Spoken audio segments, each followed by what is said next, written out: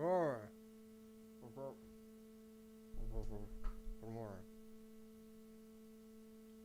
morning, everybody. Where's my coffee? There's my coffee.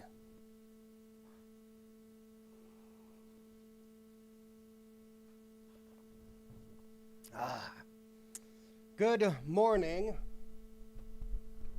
And welcome to today's broadcast of Sherlock Holmes, the Devil's Daughter.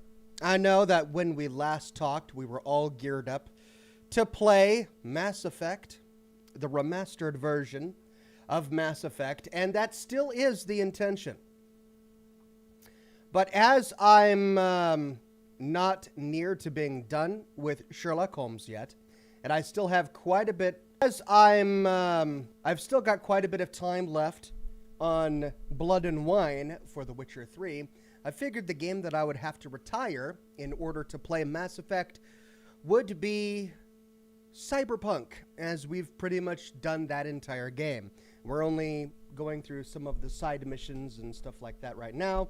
So I figure we'll start with Mass Effect on Monday. Mass Effect will take over the Monday time slot. So that's the plan going forward, which means today we're doing Sherlock Holmes. Tomorrow we'll continue with The Medium. And Friday we'll continue with Blood and Wine until we get that done. Okay, how do I pop this out? There we go.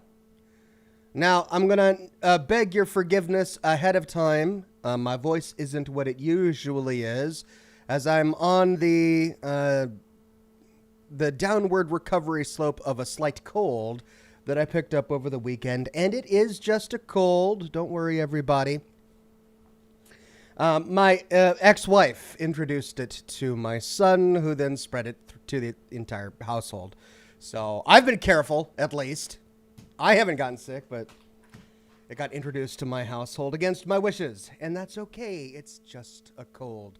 But yeah, I'm a little clogged up in the sinuses, and you might hear a little bit of coughing every now and then. But aside from that, I'm feeling pretty good. All right, now, let me get my glasses. I also got my second COVID vaccine shot yesterday. And I now know what people are talking about when they were talking about how it kind of messes you up a little bit.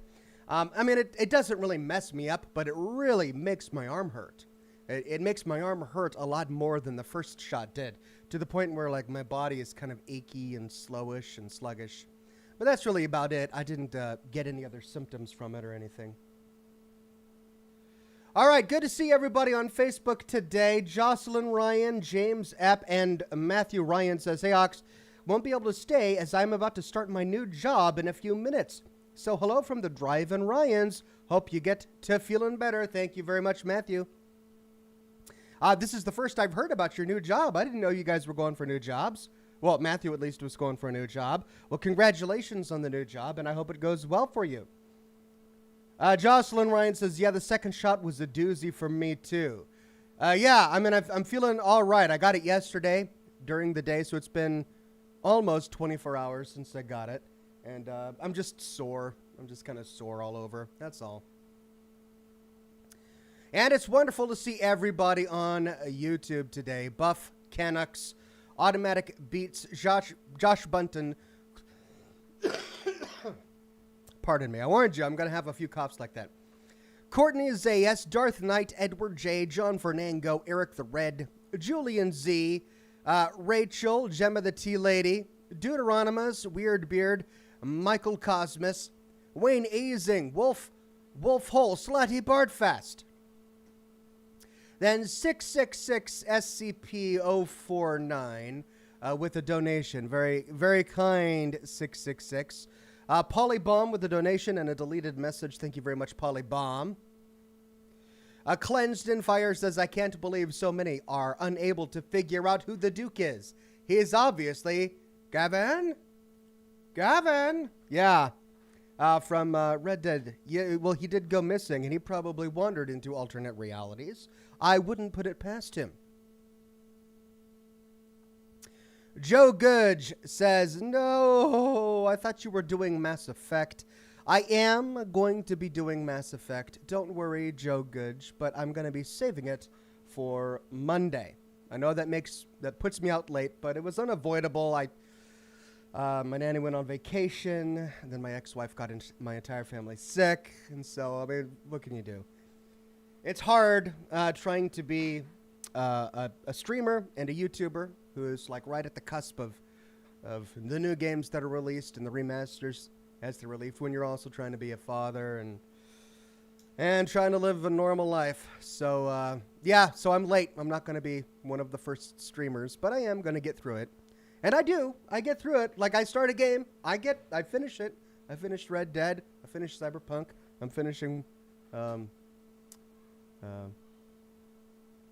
Geralt. Wolf. What? Witcher. Coffee.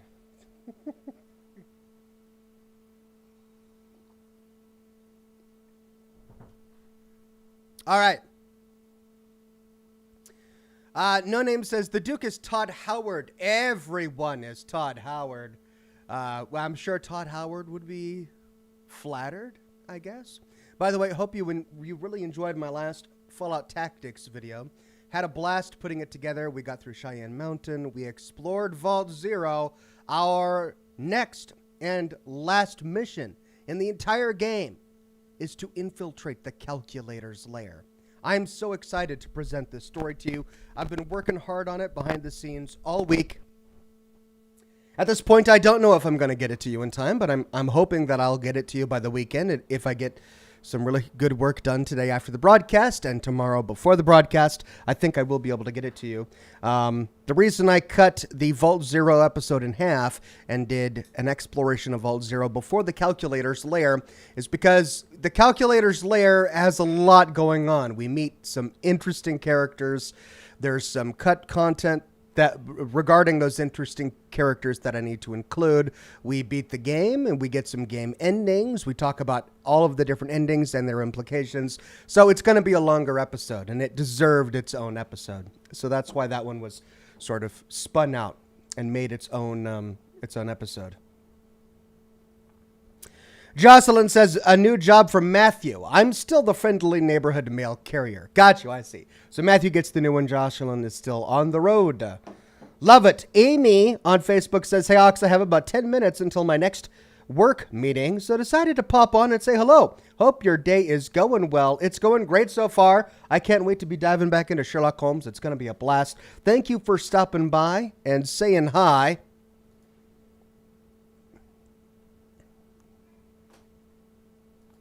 All right, let's move YouTube over here. YouTube chat over there. Let's get the game up. Whoa. And there we go.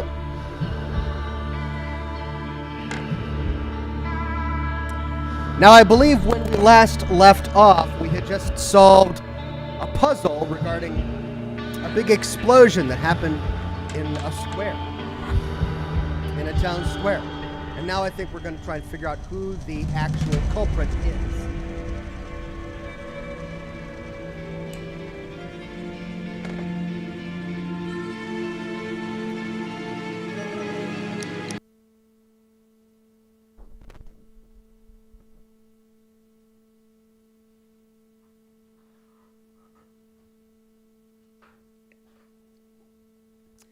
James Trucker says, Oxhorn, I gotta say, after watching your older 76 streams, you have really slimmed down. Congrats. Oh, thank you. Thank you very much. I had a blast with streaming Fallout 76. But yeah, it's difficult going back and watching them now. I think it's about 50. I think I'm down about 50 from that point in time. Okay, determine who might be a suspect. Now we need to go back to Scotland Yard and interrogate our new suspects. We picked up 3 people. I think I've already decided who the actual murderer is. There were 2 other people who were less suspicious to me, and I even wanted to discount them at the time. But the game wouldn't let us do so. We couldn't just solve the crime right then. No, we've now got to go back to Scotland Yard and do this the right way.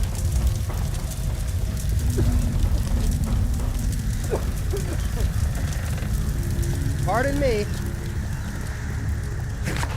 Okay, Scotland Yard.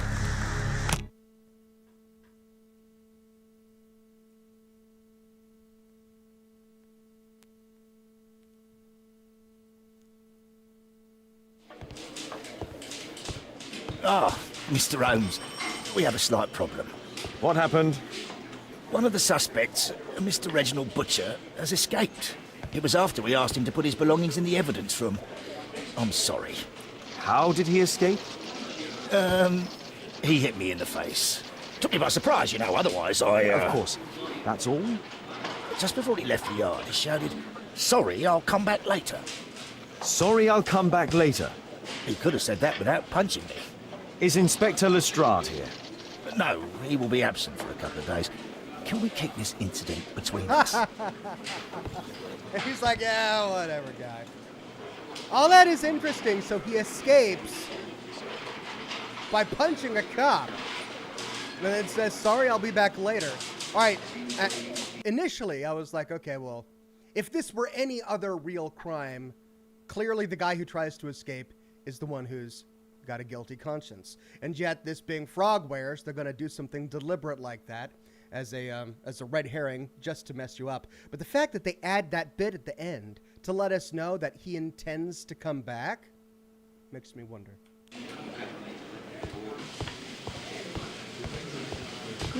At your service, Mr. Holmes. Calm down. All right, evidence room. 3 suspects.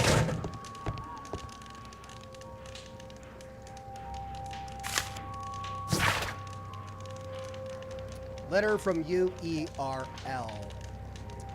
Dear Mr. Butcher, your repeated absence, which is compounded by your delays with existing workload, simply cannot continue. You are responsible for a number of serious errors that your colleagues have found themselves compelled to rectify. We are sorry for this present situation, as you have always been an exemplary employee. We understand the complication of your personal situation, but if you are unable to correct your behavior in the immediate future, we shall be forced to terminate your employment. The directors, Underground Electric Railways Company, London.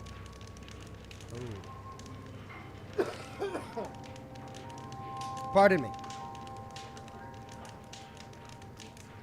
Okay, Underground Electric Railways. This was the cab that was the target. Reginald Butcher had problems with his job. This pen is an expensive one, but it isn't new. Reginald Butcher is fond of sweets.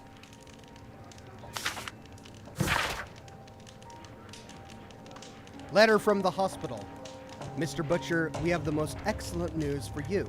Please arrange to visit the hospital as soon as possible so that we may conclude this matter. P.S. Her condition is stationary. Dr. Matthew Smith, Great Ormond Street Hospital, London. Oh no. This letter from yesterday perhaps explains why Butcher was in such a hurry. At any rate, I now have an exact address. And it explains why we find a big tin of sweets. Sweets for his daughter. The initials MB. It's pink. Embroidered MB. Must be his daughter's baker, right?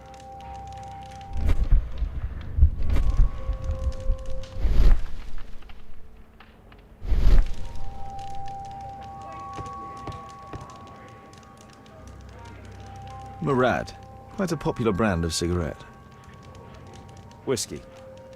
Of poor quality. Cheap whiskey, popular cigarettes. The other guy had an expensive pen, but it was old. I mean, what does that tell us? We could presume that he came from old money, or that his situation used to be better, but his situation has gone down since then. But then again, if you have something expensive, you tend to keep it and care for it. So the fact that it's an old pen, I mean, it doesn't really tell us anything, or at least it shouldn't. Whatever Tube says, Ox, I'm off to work. Last Thursday was awesome. Play on, sir. Thanks, whatever, Tube. Yeah, I ended up doing an extra long stream last Thursday, but I did have to end it at a critical point in the story of Medium, because I had an early day the next day watching my kids. So yeah, I I can't wait to play Medium again on Thursday. That's tomorrow. Is that really tomorrow? Wow. Oh, this last week has gone by real fast. Well, we'll be picking up the story of Medium tomorrow. Matthew says, I'll still be on the road, lol, just being paid to deliver aero parts. Oh, well, okay. Both of you guys on the road. Man, that's a lot of driving. I'm glad that I'll be here to help you along the way. To help you on the journey. All right, but this guy, cheap whiskey, cheap popular cigarettes. Thick leather gloves. They're probably insulated. Work gloves.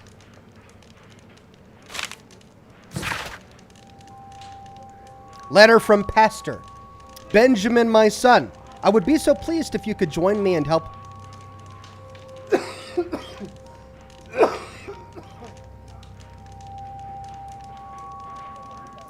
Lead our next charity banquet, which is due to take place on Sunday after the service. Your goodwill brings such joy, and I know that I may rely upon you. I remember how your life began in sin. You're feeling rejected and alone in the world, and how you turned to the criminal path. But you found the strength within you to make the change. You became a good man. Our Lord will have mercy upon you. I shall always be happy to see you in our church, my son. God bless you, Pastor Gordon. And yet on his inventory, we find cigarettes and whiskey. I don't know, does smoking and drinking make you a bad person?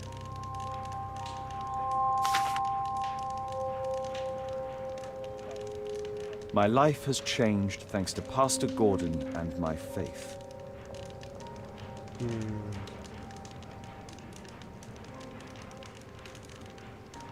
Sean Fernango says the name's Cutters. Bolt Cutters. That was so ridiculous. My God. The guy. I can't wait to play it again. Oh, German. Electrical wires.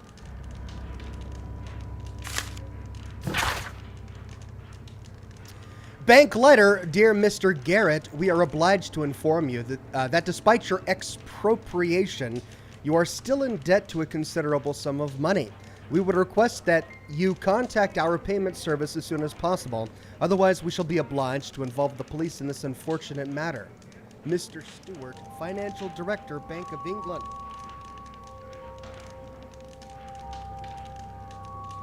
Alt Grendel says, hey Oxhorn, the mic crackles and changes volume when you move it. All right, I'll do my best not to move it. Thank you.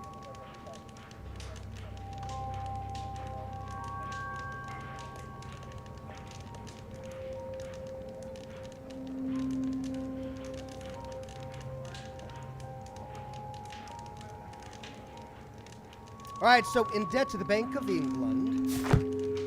A book. Karl Heinzen's 1848 Der Mord, with a bookmark.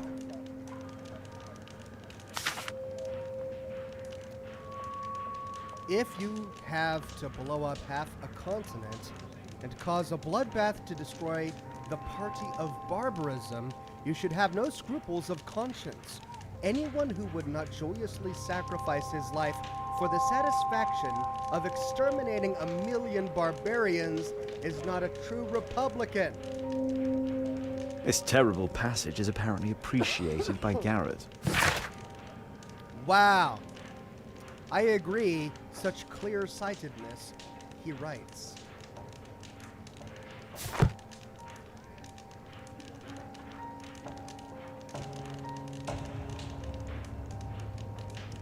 I agree, such clear-sightedness. Okay, so we've got a book about destroying people who don't agree with your politics that he likes. We've got electrical wires, and he's in debt.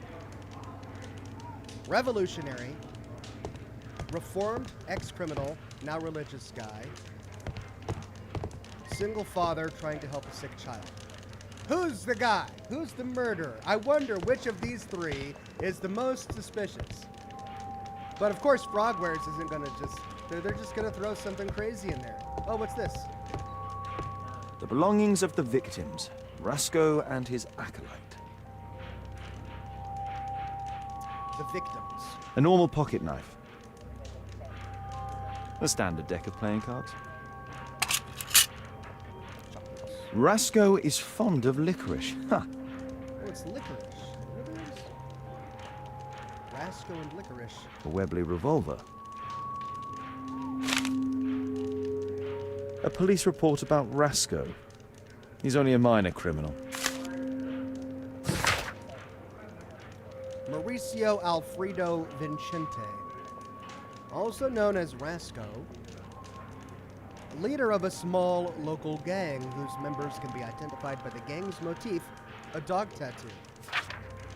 The gang has been involved in frequent violence, robbery, pickpocketing, etc.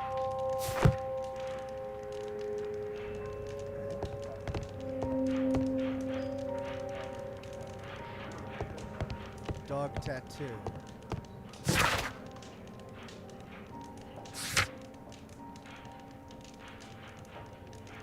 Alright, so I need to find the suspect who managed to escape Scotland Yard, and that gives us an address.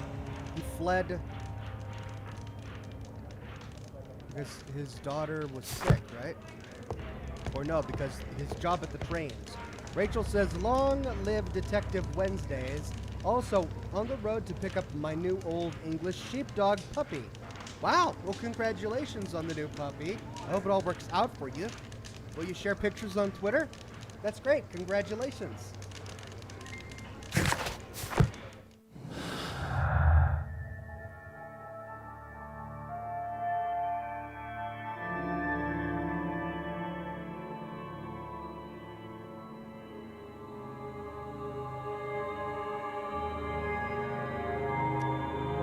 So it was a gang inside the cab killed by electricity.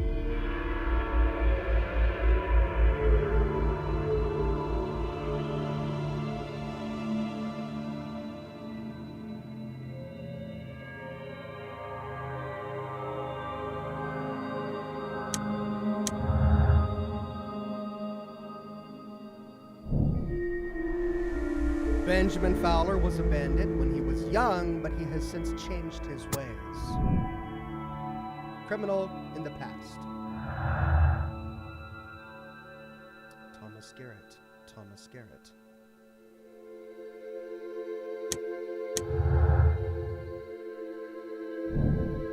Anarchists oppose the state, capitalism, and market relations, but Thomas Garrett is in debt to the bank. I mean, typically when you go in debt, you become an anarchist. You're like, oh man, I owe all this money. I hate capitalism now. Doggone capitalism doing it to me again.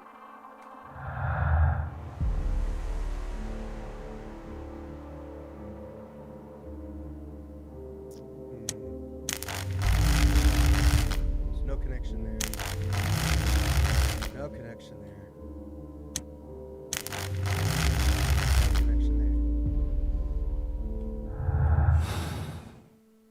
All right, before we chase this guy down, let's interview some of the other suspects.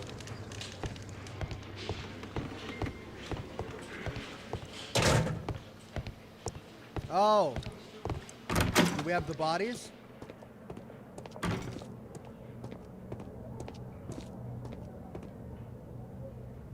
Saya says, Ox, your mic is pretty low volume since you last moved it.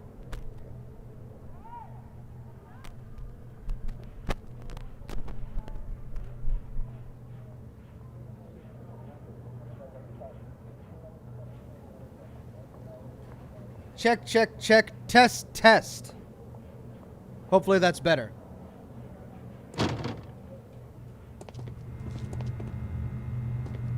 Okay, we do have bodies, but looks like none from the crime scene. At least none that we can take a look at.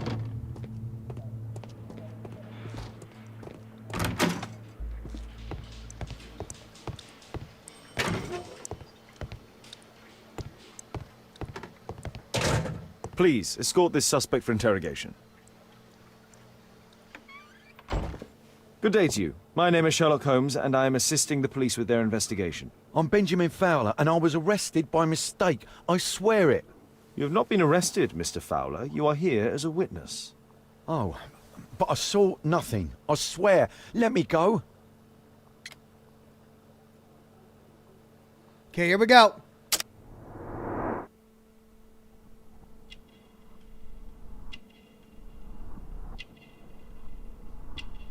Moves really quickly. Jeez. Cross, religious, likes trinkets. Let's try religious. Oh, dog tattoo, gang member. Former member of the gang. We read that they've got a gang member. Tattoo. Smoker. Yellow nails, smoker. We saw the cigarettes. Ooh. Improvised bandage, injured leg. The next one is manual worker. Calloused hands, manual worker.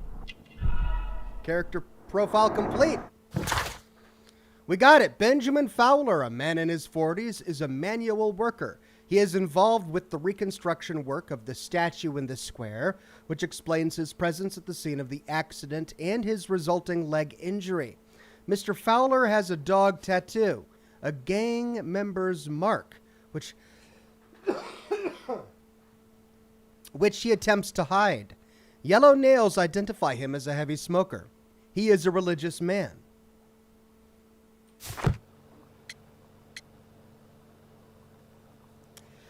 Pavel says, I thought you wanted to cover Mass Effect. I've even played it on weekend to be able to advise you during a playthrough. Assume it will be a replacement for Cyberpunk. Yes, Pavel, we covered this earlier in the broadcast. I'm going to be replacing Cyberpunk with Mass Effect. Could you tell me what you were doing at the scene of the accident? I was working on the square's statue. I work for the council. I swear it.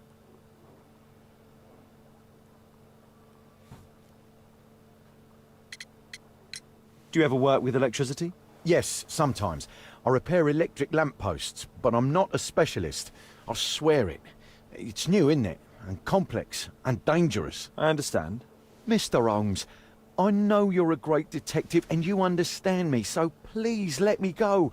I know nothing, I swear. Yes, you swear it, I know. Mr. Fowler, does the name Rasco ring any bells with you? First time I ever heard it, I swear.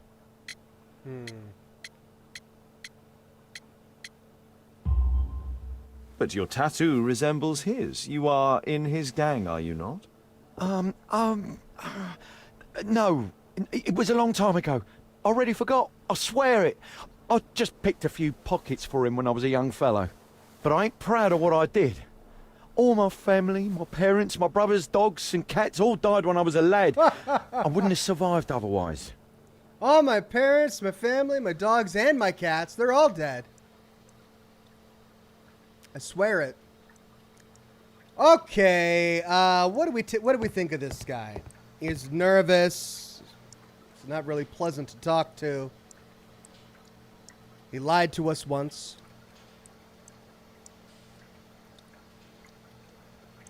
And this is supposed to be the reformed criminal.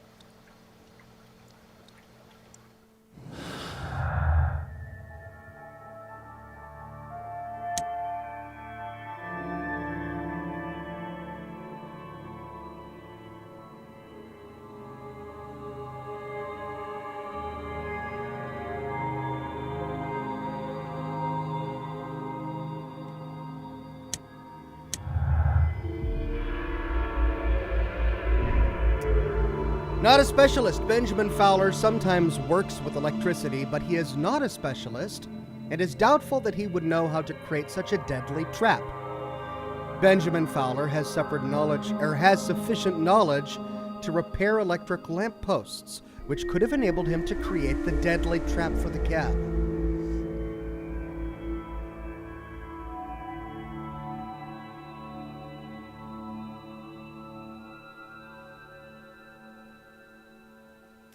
I mean, we only have his word to go on that he's not a specialist, and we already caught him in one lie. So for the moment, we'll say that he might be a specialist.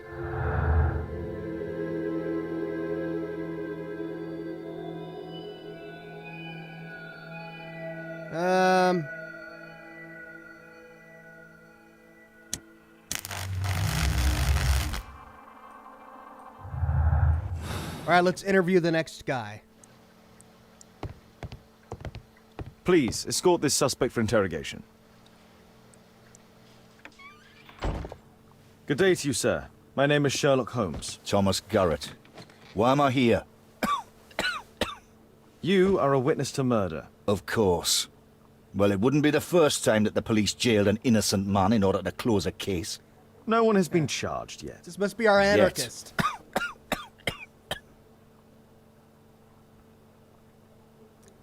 Mr. President says coughing, FEV, I hope not. Are you talking about me or this guy? As for me, I'm recovering from a cold that my children brought home with them. It's not FEV. I got tested. It's not FEV. Also vaccinated. But as for this guy, I mean, if he's coughing, it's got to be consumption.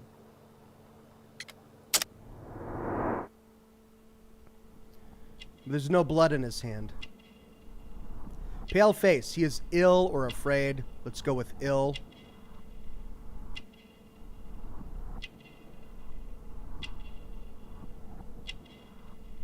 Big mark here, and we... Ooh. Ah! Electrical burn. Works with electricity. Domestic injury.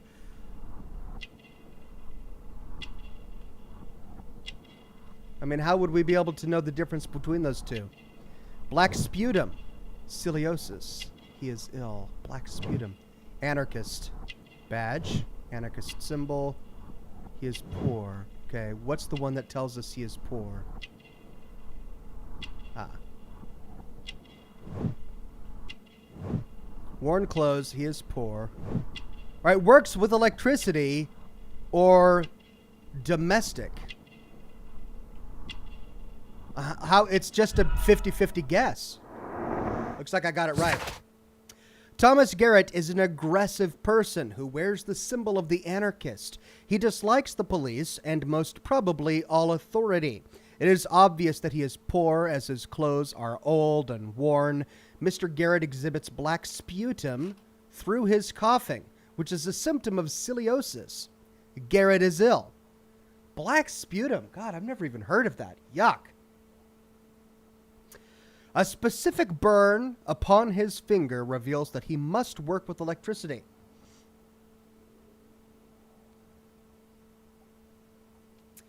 Alex on Facebook with the donation. Thank you very much, Alex.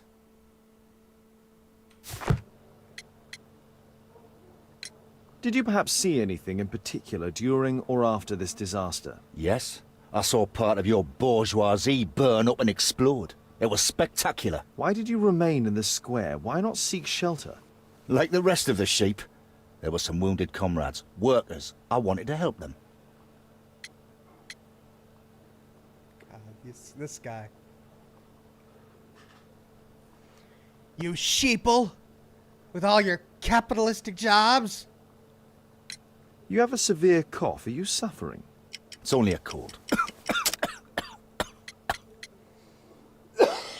God, what a time to be interviewing this guy.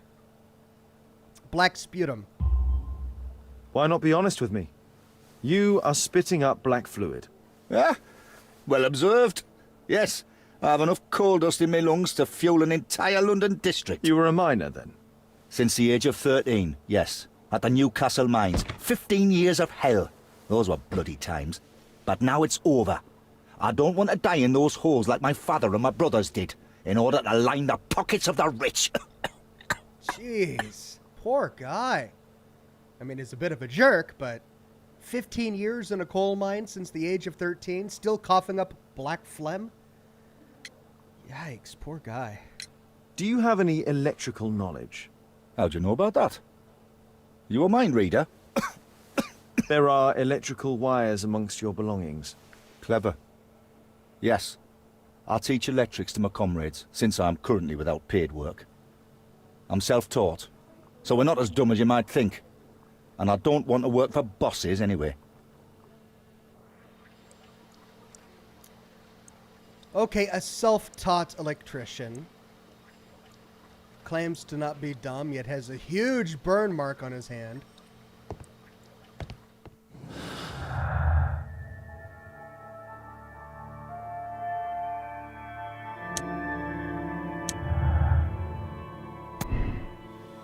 Insufficient knowledge. The electrical trap for the technical cab was arranged by a professional. Thomas Garrett would not have had sufficient knowledge. Why must it have been arranged by a professional? Sufficient knowledge. As Thomas Garrett teaches electricity, he would have sufficient knowledge to make the trap for the cab.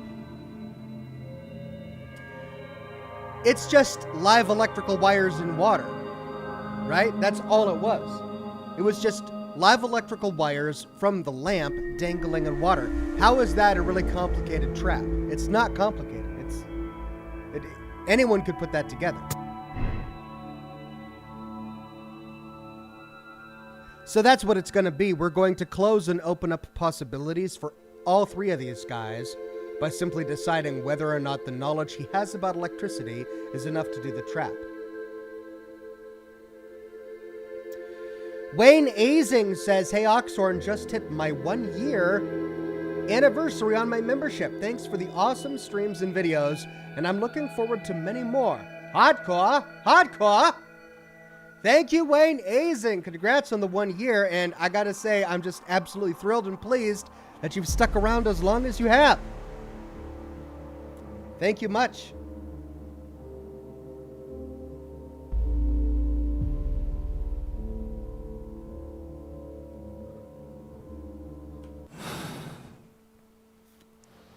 Right, let's track down this guy.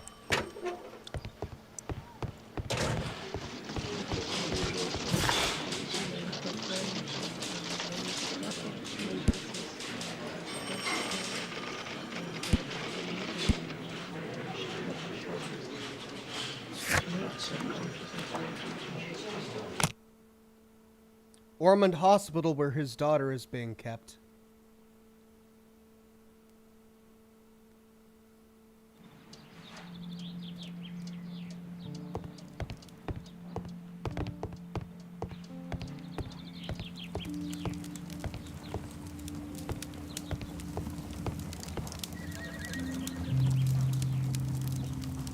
Wow. Gotta say, nice place. Doesn't feel like a hospital. I'm apparently in the children's ward.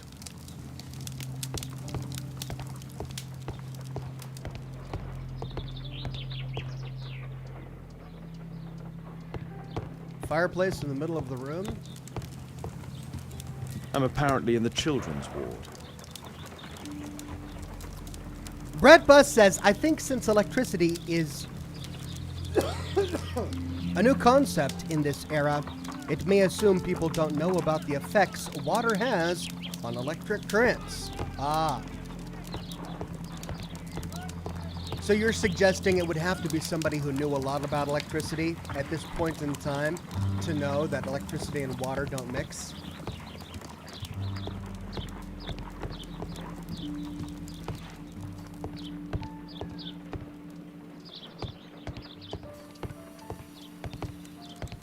Well, there he is.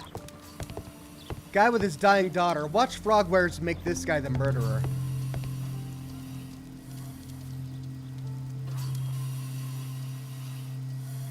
Merrill Butcher. Merrill Butcher. 12 years old. Diagnosis myelitis. Remarks heart normal, lungs palpable,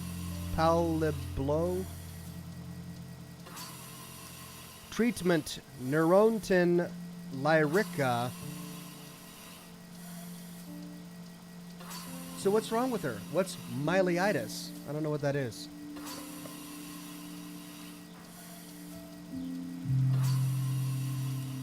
Rockland F says, "I just started Mass Effect last week. great storylines and lore. I guess I'm 14 years late to the party. Looking forward to that epic journey with ya. Thank you, Rockland. I'm looking forward to it as well.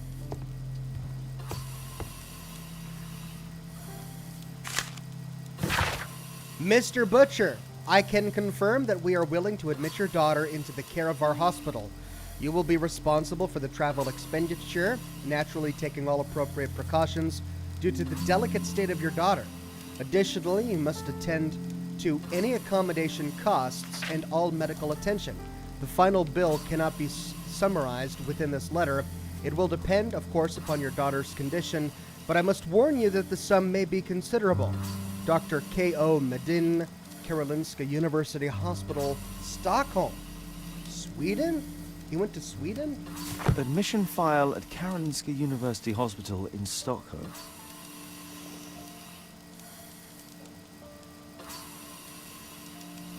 Eric the Red says myelitis is spinal cord inflammation. Black band, this must be the mother. A young woman lost her life. Judith Butcher. Mr. Butcher's wife.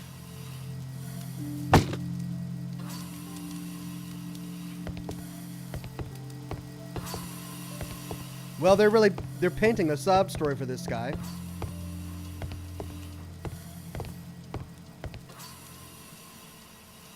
Mr. Reginald Butcher, I've come from Scotland Yard. Might we talk?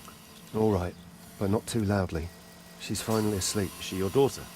Our pretty little Mel. She's very ill. Now look, I'm sorry I ran, but I had to see Dr. Blowberry today and the policeman wouldn't listen. Don't worry. I understand now.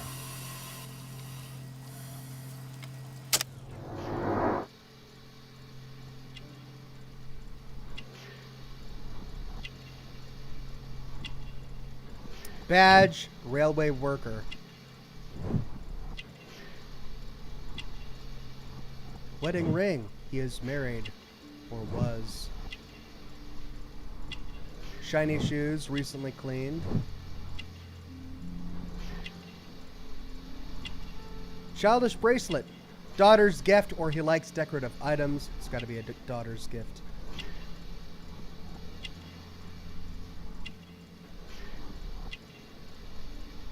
Was something.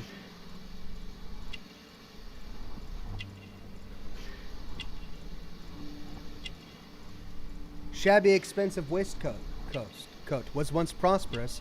Second-hand clothes was once prosperous. There we go. Reginald Butcher, a married man, holds the position of a railway worker. He is depressed due to the illness of his daughter, of whom he is extremely fond. His shoes are shining. They have no doubt been recently cleaned. His expensive waistcoat, now in shabby condition, reveals that he was previously a prosperous man. Mr. Butcher loves his daughter and is not ashamed to wear a child's bracelet to display his affection. Can she be cured? It'll take a long time, but I'm confident that we'll win this fight. I can't bear to think otherwise. Yes. It's probably just a question of money. What are you talking about? It's a question of willpower, and my daughter will win.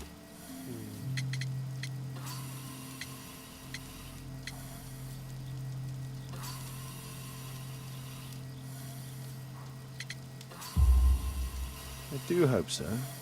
Although the treatment at the Karolinska University Hospital is very expensive.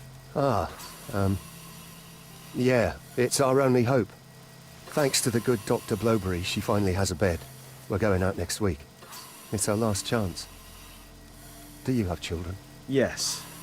I have a daughter too.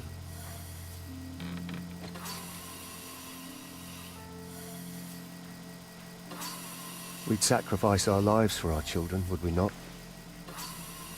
Yes. Of course, yes. But would we sacrifice other lives for our children? What would killing those gang members get him? What do you do for a living, Mr. Butcher? I work at the office of the Underground Electric Railways Company. Then you must be familiar with electrical devices. I am indeed. Why do you ask? It is of no consequence, but tell me, what are the reasons behind the problems you're experiencing at work? Problems? What do you mean?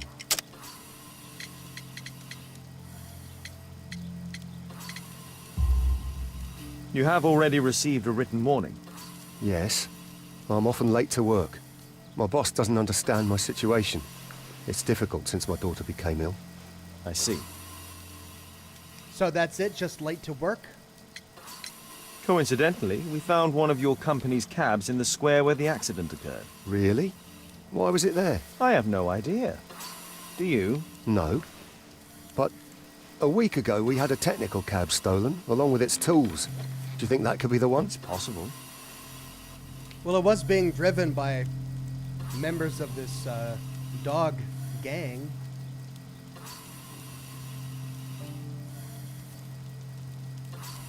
That one's still yellow. Shh. Meryl's asleep.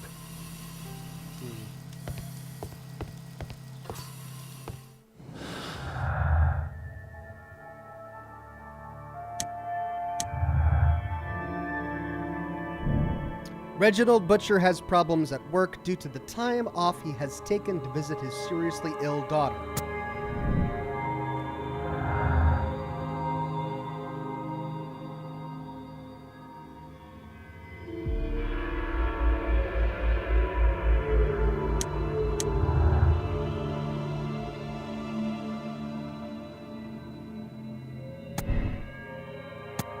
Reginald Butcher knows how to work with electricity because of his job, but that doesn't mean that he would be capable of creating a deadly electrical trap. Reginald Butcher knows how to work with electricity. It is his job. He would have been able to trap the cab and activate the device. I mean, so far, all three guys... Oh... We forgot about the device in the apartment. Now that's a complicated device.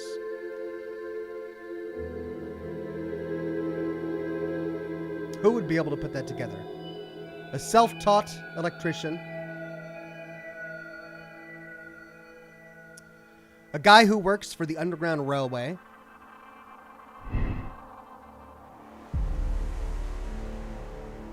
Or this guy who sometimes works with electricity.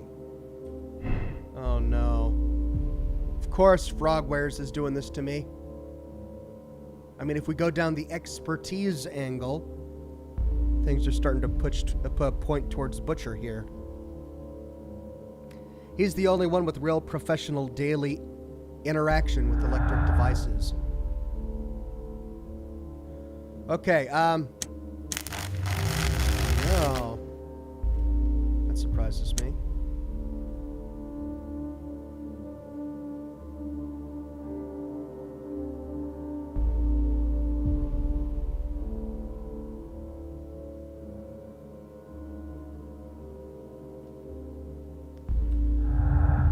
All right, so what would his motive be? What would his motive be? To ingratiate himself with his boss by getting the stolen cab back? He has no connection to Roscoe's gang. He has no desire to get them killed. He's preoccupied. Look at this. Preoccupied with everything going on in his life. What would his motive be for taking out that cab?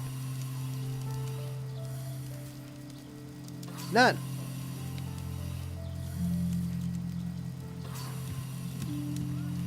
Then there's the anarchist. What would his motive be? Well, anarchy. He just hates capitalism, hates any kind of business. But aside from that, he's got no real motive. The only one who has a motive, or would have a motive, would be the former criminal turned good Christian who was actually once part of the gang.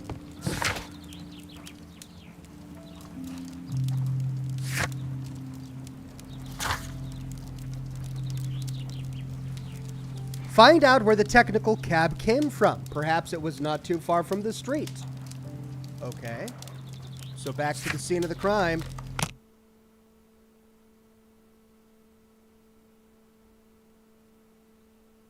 Tom says money. Yeah, but then we'd have to...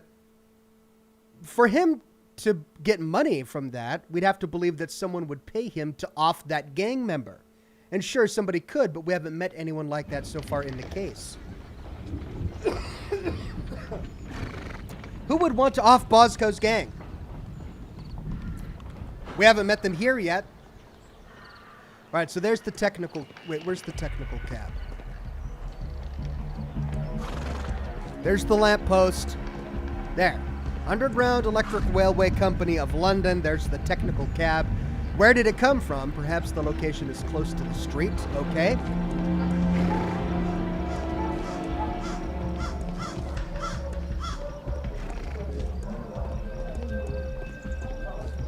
Hello.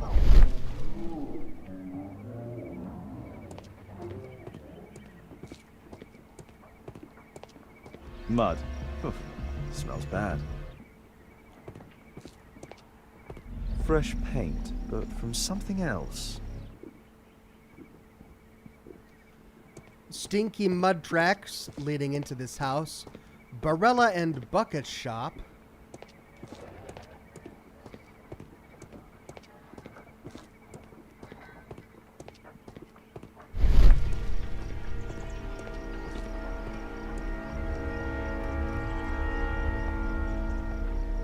Buff Canuck says, Ox, could you please make Tony J a mod again? He deleted his account when he took a 3-week break. Yeah. I mean, Tony, that's extreme to delete your entire account just because you want to take a break. None of my business. I'm not going to ask questions. I will make you a mod again, Tony. Good to have you back.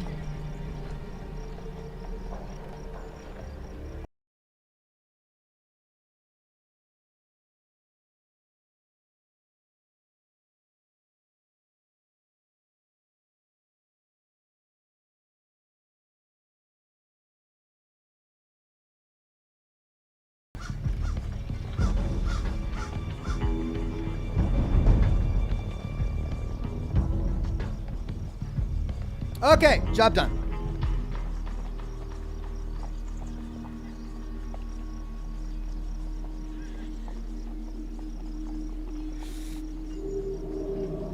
You are now a mod again.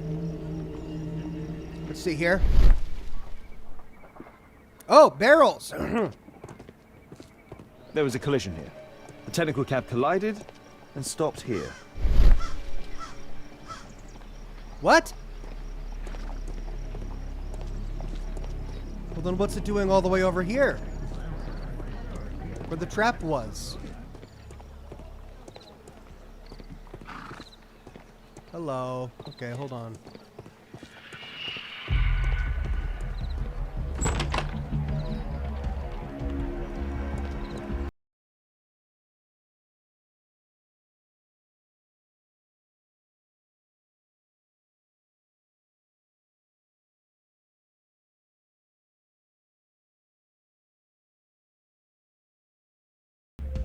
This is where it came from. What was the other one? Oh, was the other one the apartment complex with the device overlooking the square?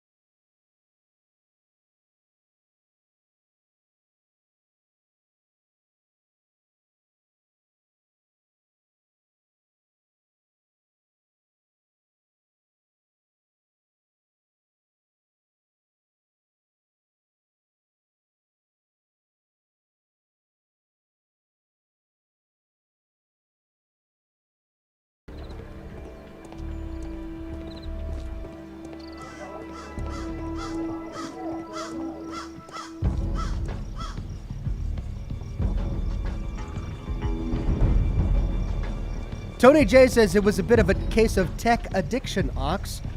best analogy is if you're a recovering alcoholic, you don't keep booze in your house to tempt you. Oh! Well, my bad, Tony. Now that makes perfect sense. I respect your choice. I'm glad you're back, though. Good to have you back, my friend.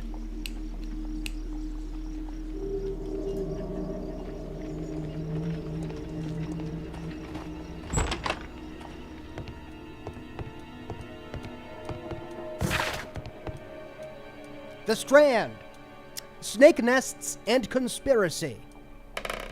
In the district of St. Victor, while in the act of demolishing an old house, masons have uncovered a nest of snakes, which has spawned upwards of 100 squirming reptiles. These reptiles did inhabit the bottom of a well, long since dried up. In the middle of this snake nest, there was the skeleton of a child who had likely plunged down the well to his or her death.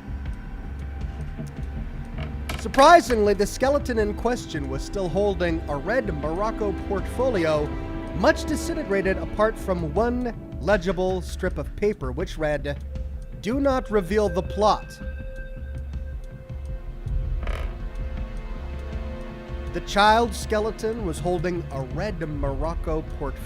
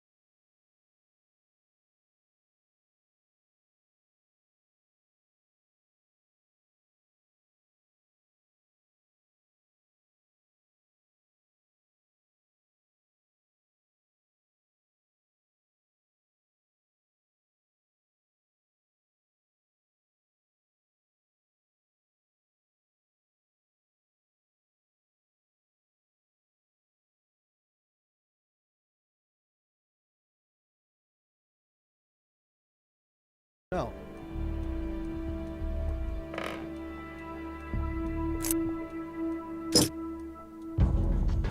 How do you... Oh, because that does too.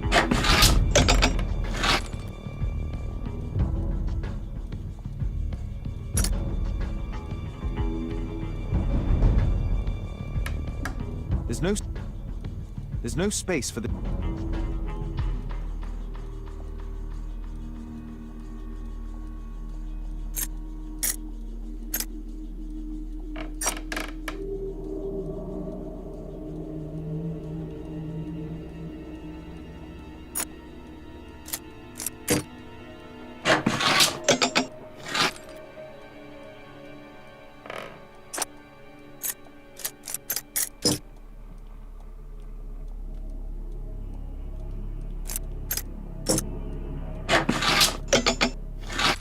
Okay, so which one isn't going up high enough? It's the last one.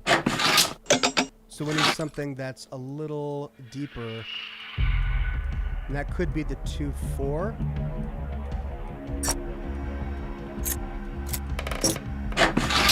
Hey! There we go. 2-4. Alright. So now we've got a problem with the middle. By 1 notch. And so, well, what if we go back to the 4-2?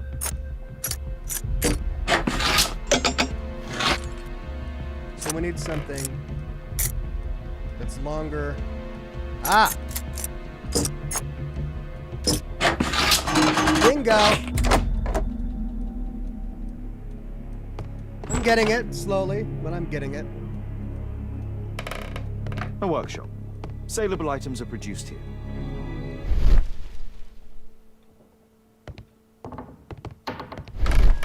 Mud.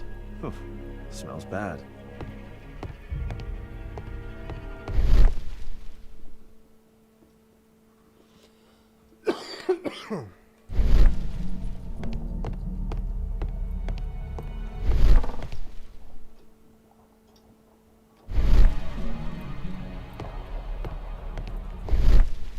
It looks as though the carpet was placed here intentionally.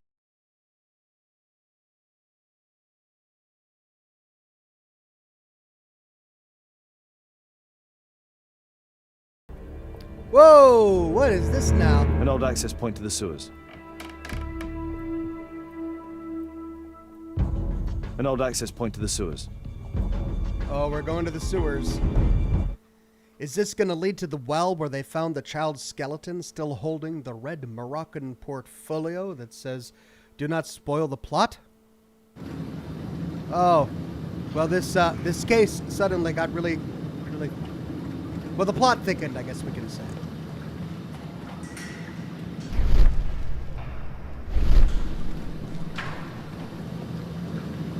Okay, so there's the way we came down. That leads to the workshop.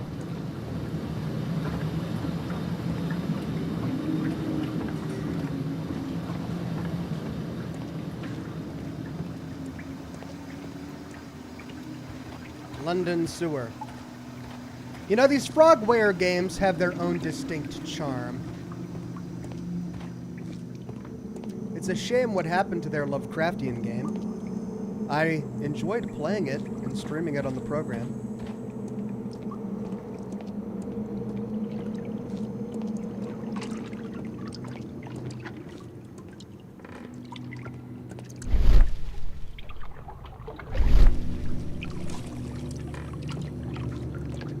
As quirky as it was. Okay, so we've got a gate here. Oh, and then a point over there. But then the path did go over here as well. And roots over here. And a ladder. Okay, door over there, but let's see what was over here on the other pathway first.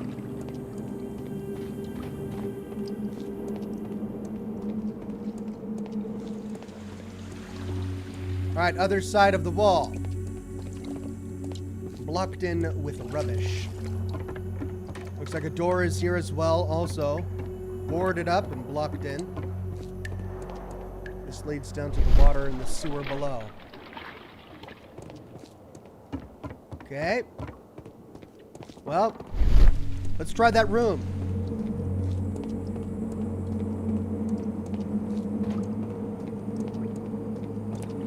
Jared says, "Hi Oxhorn, sorry for being late. No Mass Effect Legendary today. No, I think I want to save Mass Effect for Monday. So that's going to be the plan." Janie with a tip on Facebook. Thank you very much, Janie.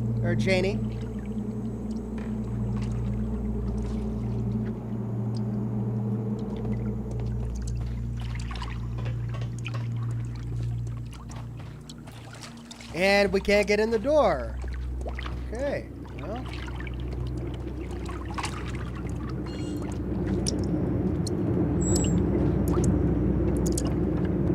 What's that noise now?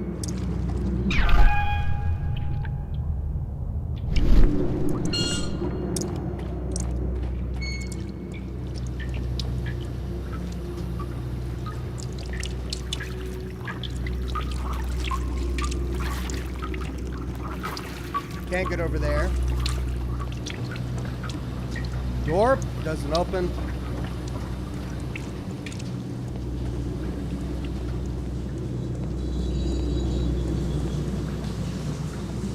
A pneumatic drill, the same as the one that we found in the tech.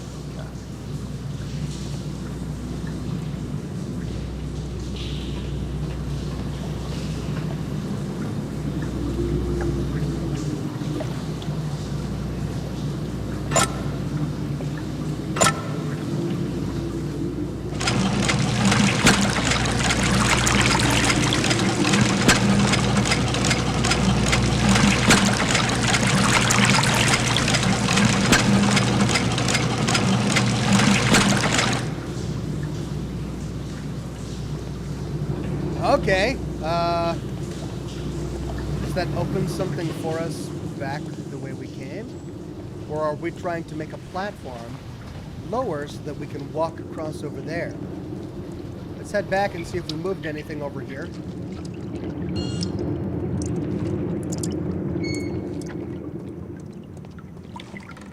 No, we didn't.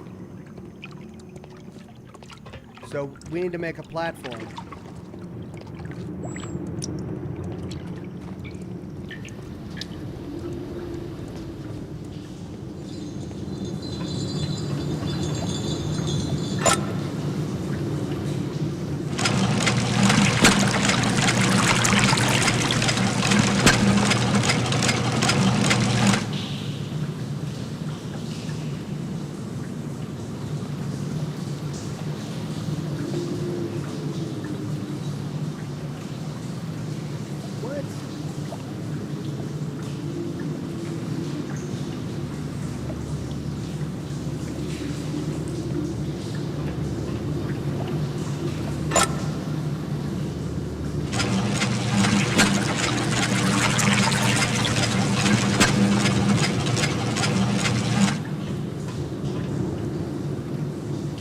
that raises and lowers the water level as well.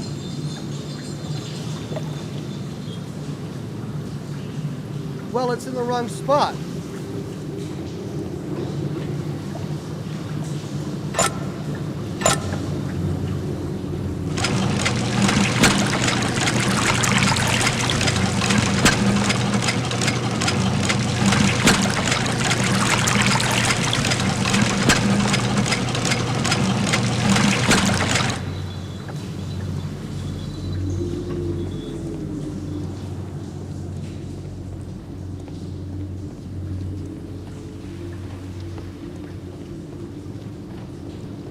Maybe this door opens now.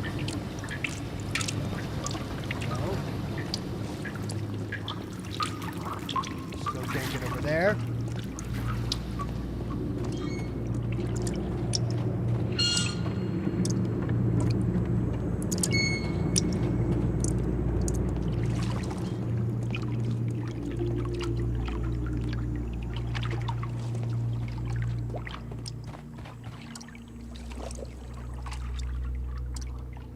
Other door, Ox. Oh, was there another door?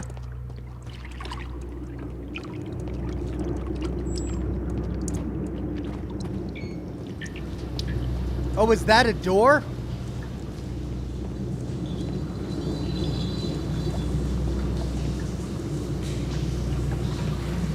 Oh.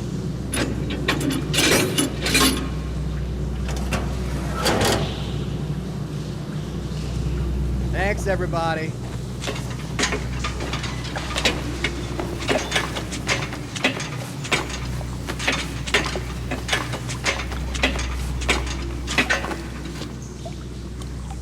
So then I can push it.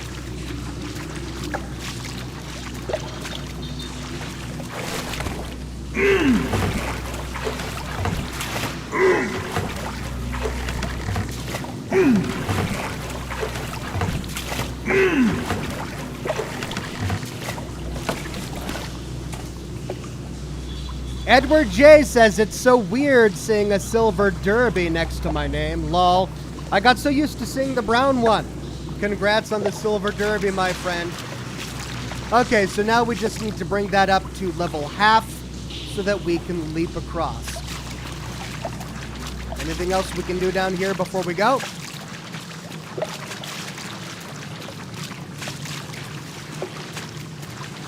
There is another door down here, I guess that's what that is.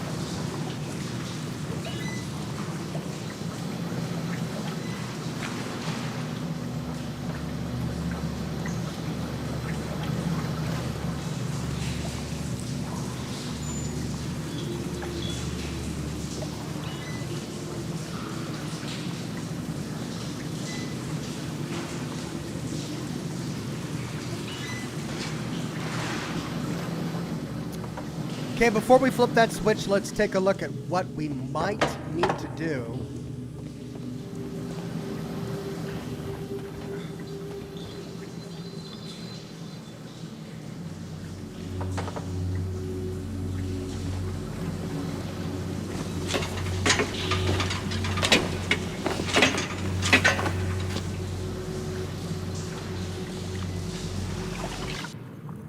Whoa! Okay, so we've got a smaller box over there that we could push over here. And then a chained up ladder. Alright, so is that the ultimate goal, to get to that ladder?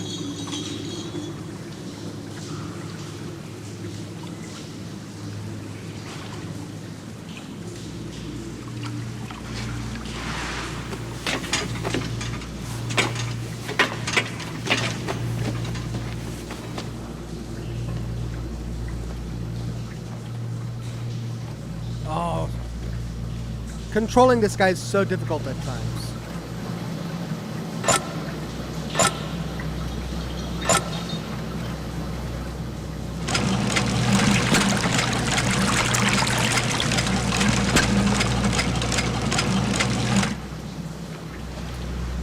There we go.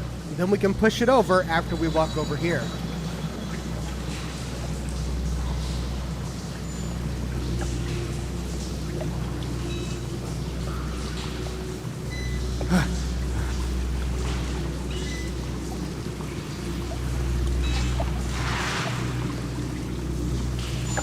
Whoa.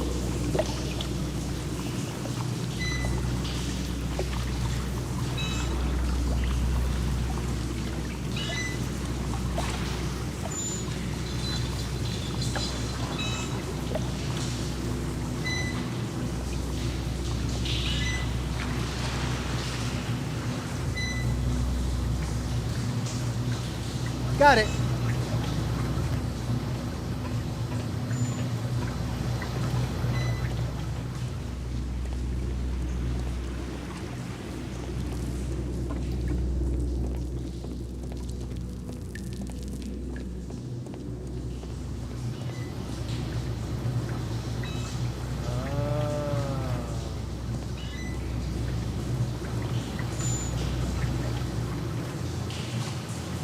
I see.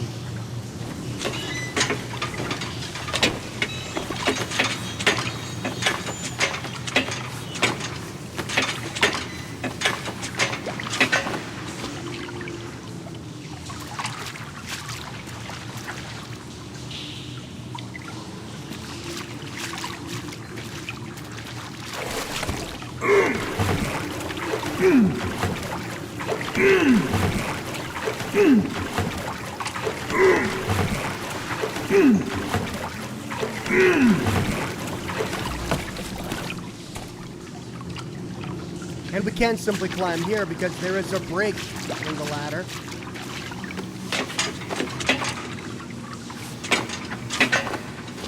So, we move the ladder over there, raise the water, leap across, fly past that break, climb to the top.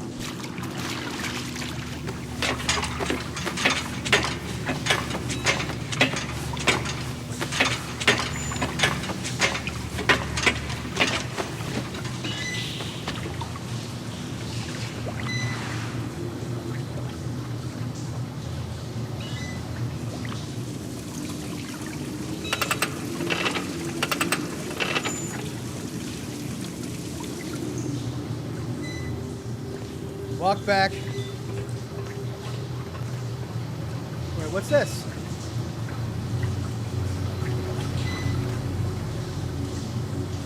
Oh.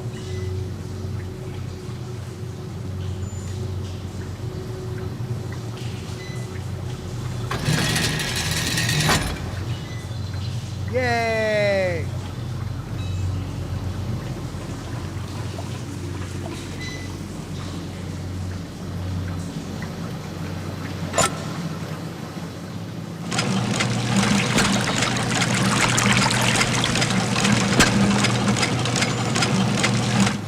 Perfect.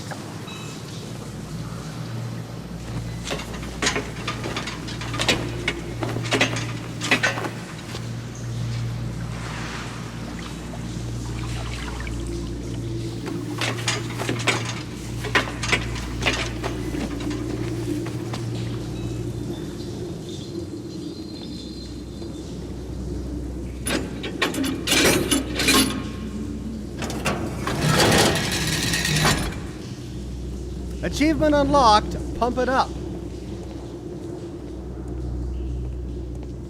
Pump it to the max.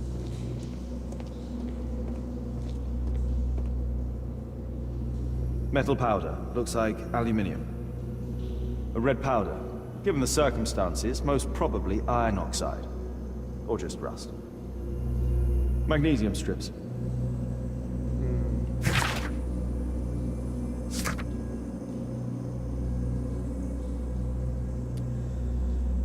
Iron oxide powder, aluminum powder, and magnesium strips were found in the sewers. They are ingredients for thermite. which is commonly used in railway welding. Oh, God. The amount requested by the Karolinska University Hospital of Stockholm for Merrill Butcher's medical expenses were estimated to be considerable. Thomas Garrett had black sputum on his sleeves. It is a symptom of ciliosis, wherein the sufferer coughs up coal dust from the lungs. Benjamin Fowler had the same dog tattoo as the member of Rasko's gang. Electrical wires were found amongst Thomas Garrett's belongings. According to this letter, Butcher is employed by the Underground Electric Railways Company of London. It appears that Butcher has problems at work, and we just found railway welding materials in the sewer. The technical cab which held the victims, in fact, belonged to the Underground Electric Railways Company of London. It had been repainted to hide the company name. 2 dead men were found inside the technical cab. They were both marked with a dog tattoo, probably a gang symbol. One of the men was armed with a Webley revolver. The other had a second tattoo upon his name. The name, Rasko. A tattoo upon his fist.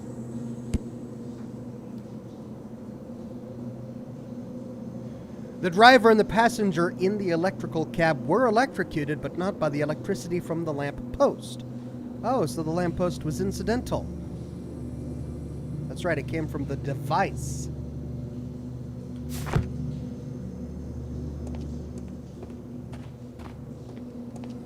Okay, but who's gonna give him money for killing these guys, right? Where's the money come from?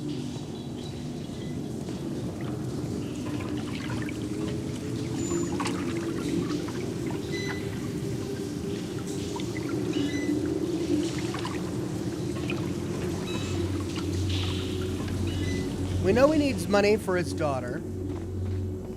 We know the anarchist has bank expenses. Oh. So, it was the goal of Rasko's gang to rob the bank.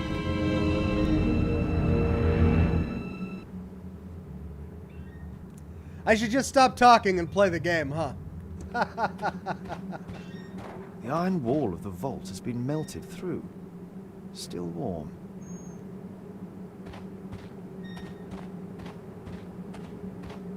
The thieves have opened almost all of the deposit boxes. They must have taken a great many valuables. So it's conspiracy and treachery. Someone worked with Roscoe's gang to break into the bank and steal the money, but then he thought, well, he could take a bigger portion of the heist for himself.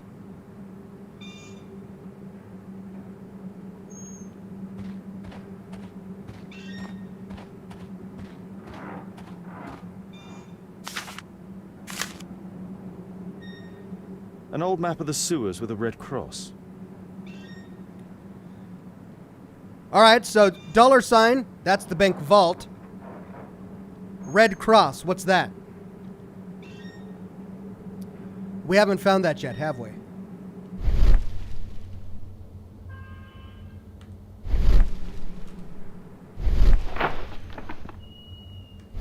Locate the cross on the sewer map. This vault belongs to the Bank of England.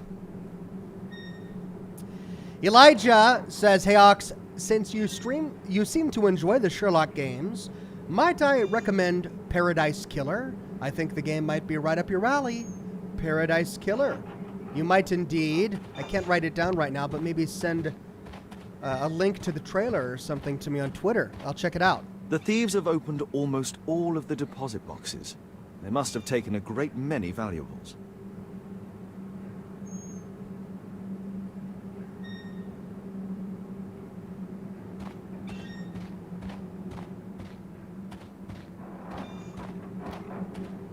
Okay, so what would the reformed criminal's motive be? Why would he want the money? Presumably he became a Christian, he became a reformed criminal. He might have a motive to kill the gang because he wants to pay them back for what they did.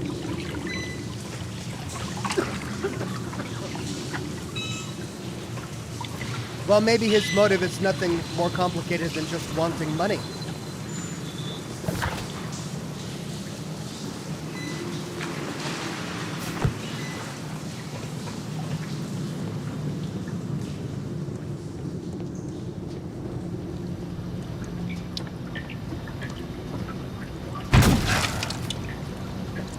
Nice, Sherlock. Man of action.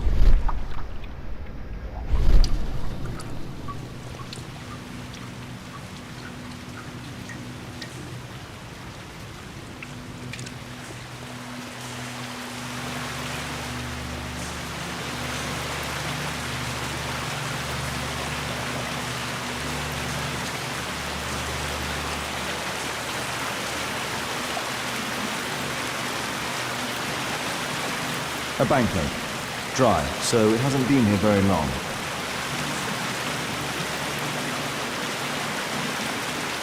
Licorice. All of the licorice has been eaten. The licorice was found both at the sewers and amongst Rascal's belongings. Whoa, licorice.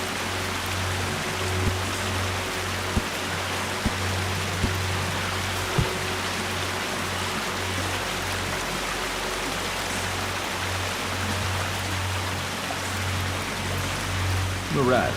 That's a popular brand of cigarette.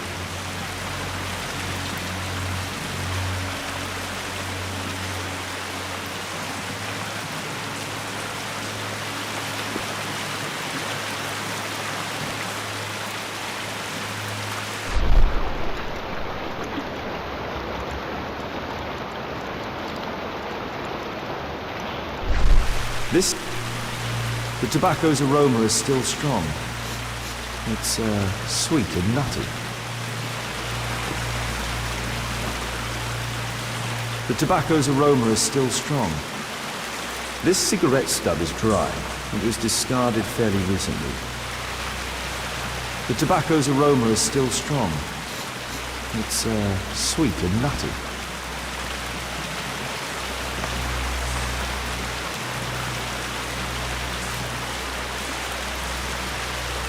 Not green yet. These barrels are empty and unsealed.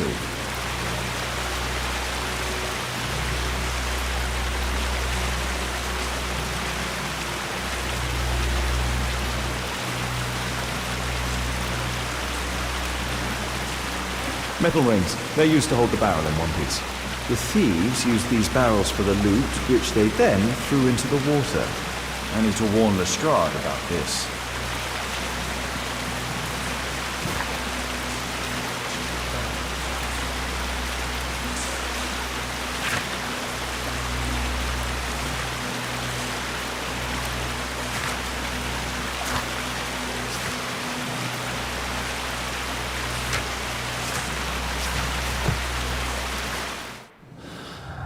All right, so we've got licorice at the crime scene. We've got the popular brand of cigarettes at the crime scene. We've got thermite used by a railway worker at the crime scene.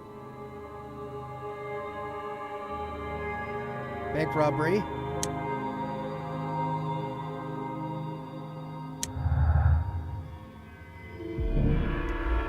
Benjamin Fowler is connected with the Rasco gang. He has the gang's tattoo, but has made an attempt to remove it. Criminal in the past. Fowler's new life. Benjamin Fowler was once a member of the Rasco gang, but that is all now in the past, or always a criminal. Bandits like Benjamin Fowler never change. His work for the town might be a cover for his crimes. So, on his inventory, we found out that he was a reformed criminal who liked whiskey, and cheap cigarettes. The same cigarettes that were found here at the crime scene. Who had the licorice again? It was the anarchist. The anarchist had the licorice. It's infuriating. Why would they give us evidence for all three suspects at the crime scene?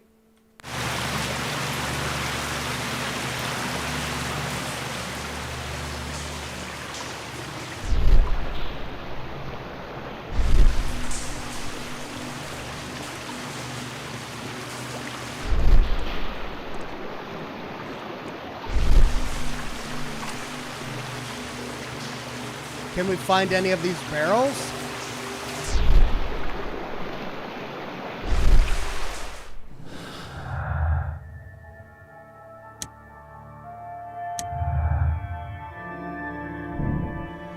Somebody knew about the bank robbery and managed to kill the members of Rasco's gang immediately afterwards. Yep, and that leads to him being a murderer.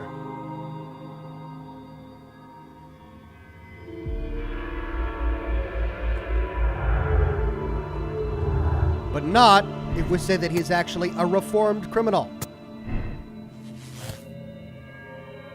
Breaks it.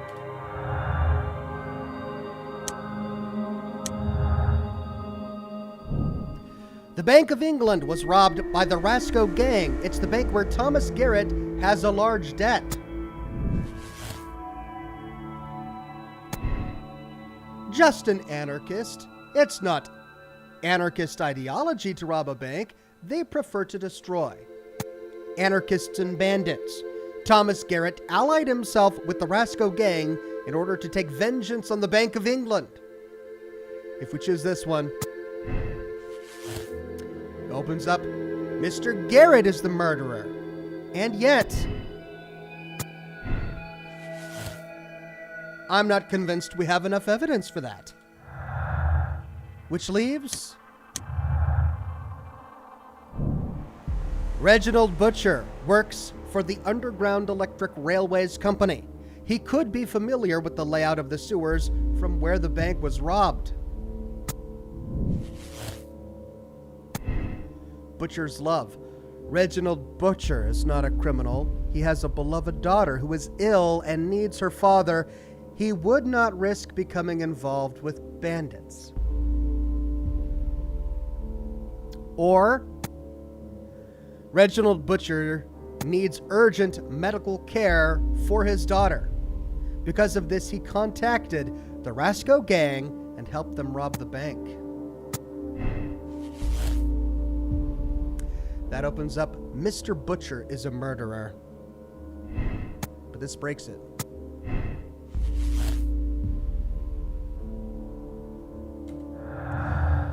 We have found and utilized all clues in the case. Please proceed to the deductions space and form your conclusions.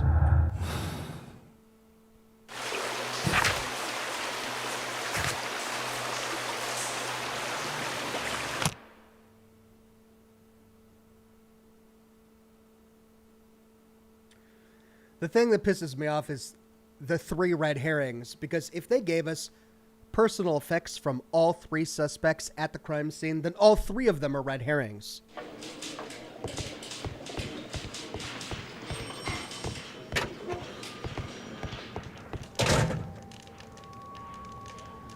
So he's got candy for his daughter. We didn't find that at the crime scene. He's the one with the cigarettes. Murad. Quite a popular brand of cigarette. We found those at the crime scene. But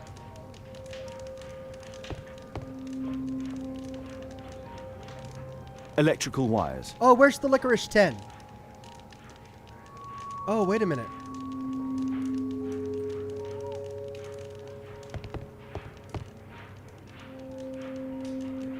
Rasco is fond of licorice. Huh. That would explain the licorice. It came from Rasco. We already know Rasco was there, and he had a Webley revolver. A Webley revolver. A standard deck of playing cards. A normal pocket knife. So these are the belongings of the thieves. Oh. I thought the licorice was on his inventory. It wasn't. But what did he say? Murad. Quite a popular brand of cigarette. It's a popular brand of cigarette. It would be one thing if it was a unique brand of cigarette that few people smoked. But no, it's a popular brand, which means anyone could have smoked it, really.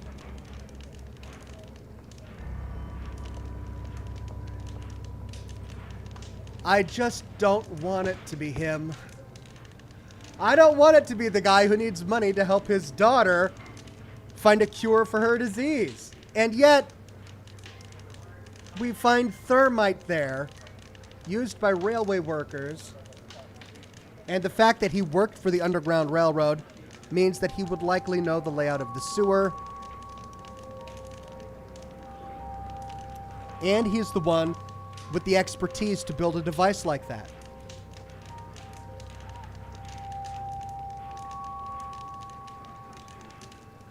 Mr. President says, don't forget the electricity thing. Not everyone has the knowledge. Also, not everybody that works in the railway knows how to use thermite. Yeah.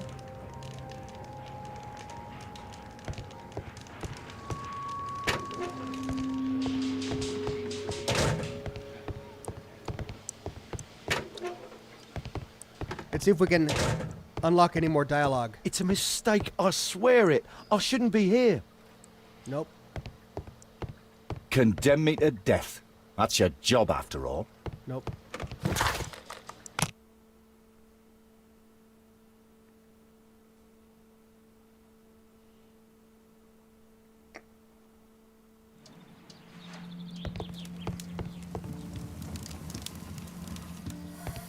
We've discussed everything, I think.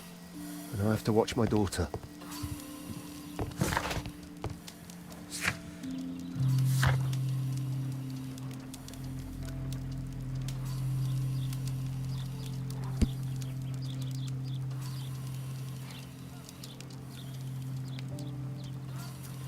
The Rasco gang robbed the bank by breaking into its vault. They knew that the sewer channels passed close to the bank.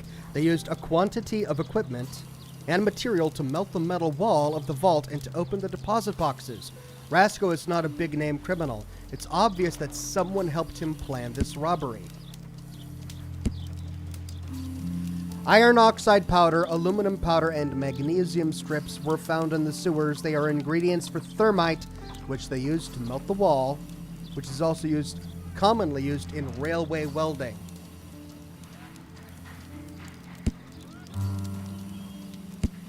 The game doesn't tell us what his job was at the railway.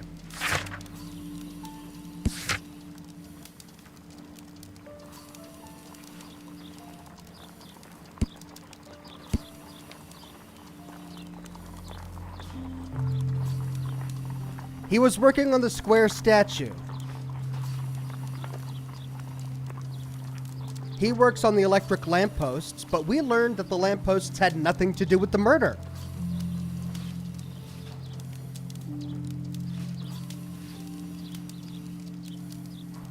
But then it would be quite a coincidence that a former member of Rasco's gang just so happened to be working in the square where he died. And yet we really don't have a motive for this guy, aside from just revenge on his former gang members.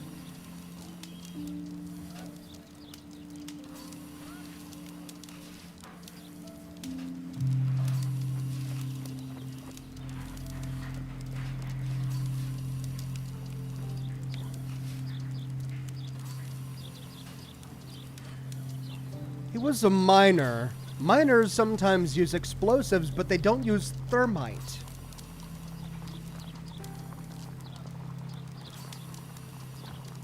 And this guy's a self-taught electrician. Unlikely that he could create a device like the one we found in the apartment.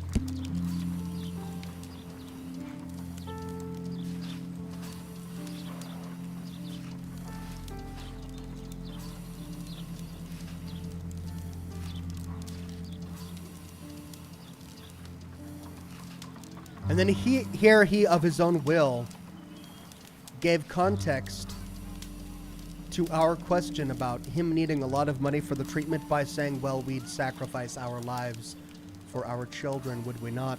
Almost as if he knew that he was going to get caught for what he did. And he was willing to make that sacrifice for his daughter.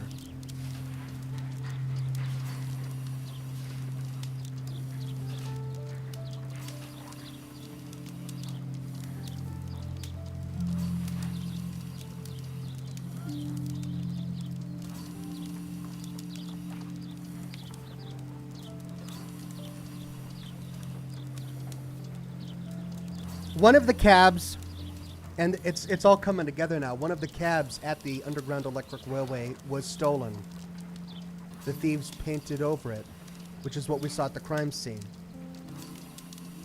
Reginald Butcher helped Roscoe and his gang steal a cab that they could use for the robbery. Reginald Butcher designed a device on his own and the plan. He knew their escape plan. He knew how to make the thermite. He knew the map of the underground tunnels. It's got to be him. It's got to be him. I hate that it's him, but he's really the best suspect. Everything else points... None of the other guys have the expertise to create that device. No one else worked underground. No one else has knowledge of thermite, which was used to melt the wall. Everything points to this guy.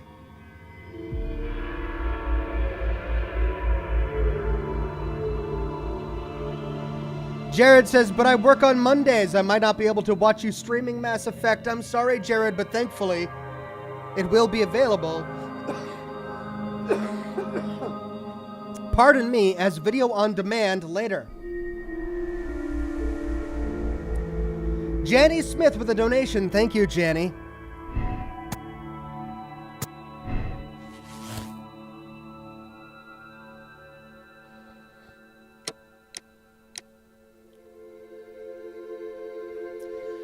Reginald Butcher helped the Roscoe gang to rob the bank and then killed them for the money. We can condemn Reginald Butcher. Reginald Butcher is a dangerous criminal who not only robbed the bank but also killed all of his accomplices. He must be imprisoned, or we can absolve Reginald Butcher. Reginald Butcher's daughter is seriously ill. Because of this, he felt forced to rob the bank before killing his accomplices in order to take the money necessary for her treatment. Let him go, that he might save his daughter's life. See, the problem with this, Mr. President says you're wrong. Does he, in his clothes, look like a common worker?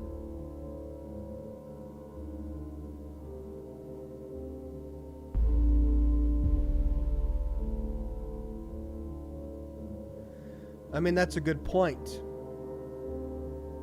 He was wearing fancy clothes, not the kind of clothes you would wear while underground working on electric train cars, nor the kind of clothes you would wear if you knew the layout of a sewer.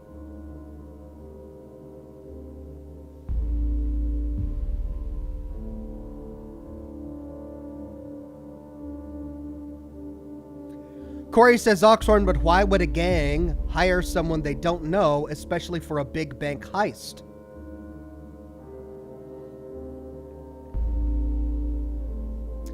Well, I mean, that could be explained by somebody coming to them. Like, someone could come to them with the idea for the big bank heist.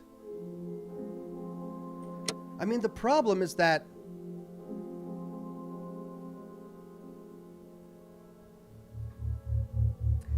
if it's not Butcher, who brought the thermite? Who gave them a map of the sewers? So I guess the big problem I have with the Butcher idea is that it goes beyond theft. If you've got a sick daughter, I'm more inclined to believe that you would rob a bank to get the money you need to give her treatment. But whomever pulled off this heist went one step further and murdered his accomplices. This is a guy who values human life, at least the life of his daughter. Would he also go and murder these accomplices of his just to get more money?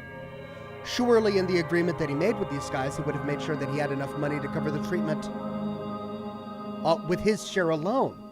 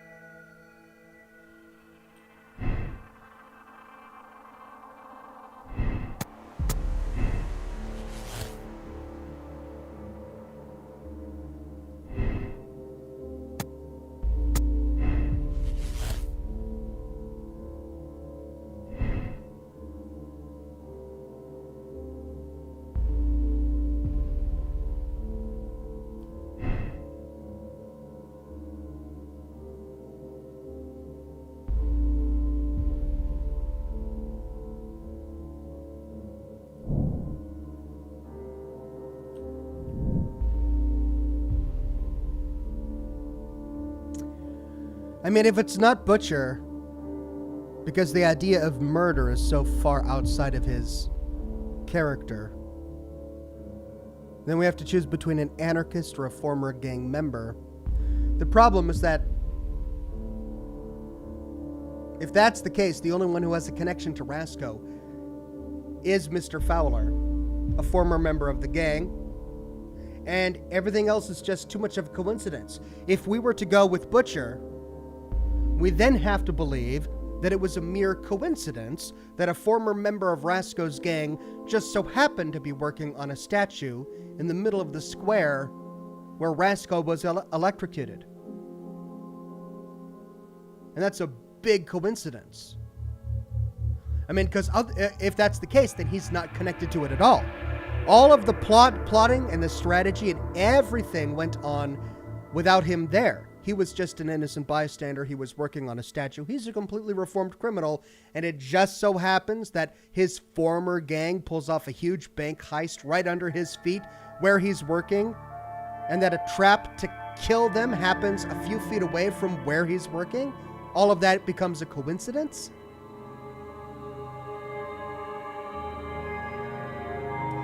While I don't think that Mr. Fowler has enough knowledge of or experience with the sewers or with thermite to be able to pull this off, the part of the puzzle that we don't have is how much experience Roscoe had and Roscoe's other gang member. Maybe they knew what the sewers looked like. Maybe they had worked with thermite in the past. We don't know because they're dead and we can't interview them. All we know is that they're part of a gang, and it's a small-time gang, and gangsters like money, so they wanted to rob the bank. We're trying to find all of the experience necessary to pull this heist off in one of these three suspects, but that's not how something like this would work. The experience and the knowledge necessary to pull it off would be evenly distributed amongst all of the heist members. So in this guy, we've got a connection to the gang, we've got a connection to electricity, we have a possible motive of vengeance, wanting to get rid of the gangsters because he's trying to clear them out. But the money, I mean, aside from money just being inherently valuable, he's the one suspect who doesn't have an urgent need for money. The anarchist has an urgent need for money. He owes the bank a lot. Butcher has an urgent need for money. He's got to pay for his daughter's medical bills. This is the only guy who doesn't have an urgent need for money. Benjamin Fowler is a member of the Rasco gang. He helped the gang to rob the bank and then killed them so that he might keep all of the money for himself. We can condemn Benjamin Fowler. Benjamin Fowler is a dangerous criminal who did not hesitate to rob the bank before killing his friends. He must be imprisoned, or we can choose to absolve Benjamin Fowler. Benjamin Fowler hoped to change his criminal ways, but felt unable to while Rasco was alive. He made the decision to do one last job. He deserves his freedom.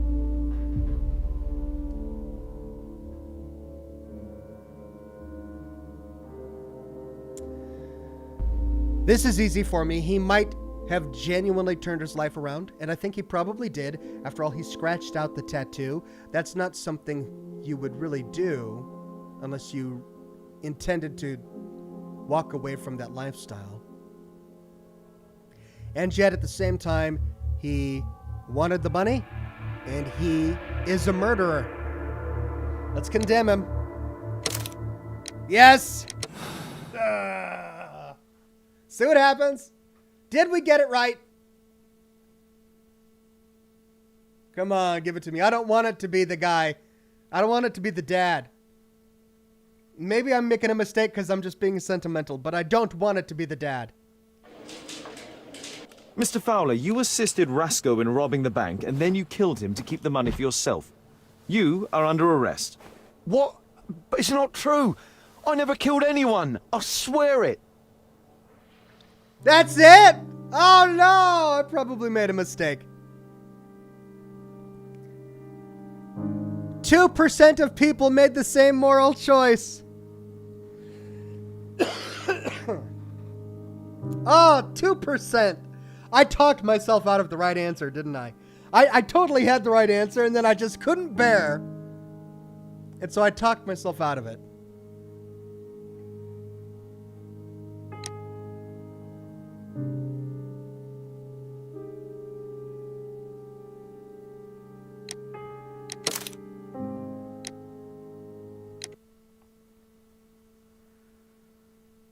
All right. Let's try the other one.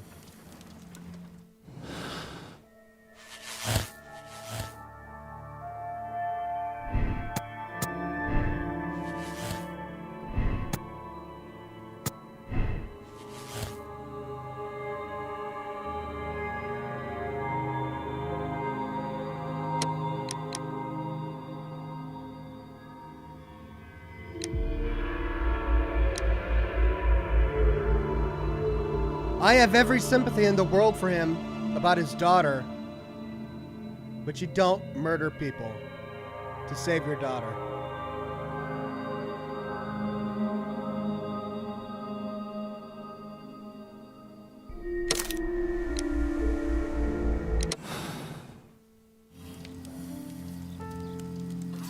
Mr. Holmes? Mr. Butcher, say goodbye to your daughter.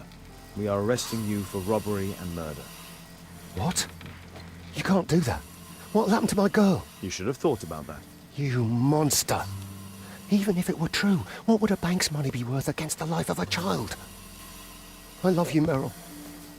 Oh, shoot. Murder is never proof of love. Now please, come with us. 18% of people made the same moral choice.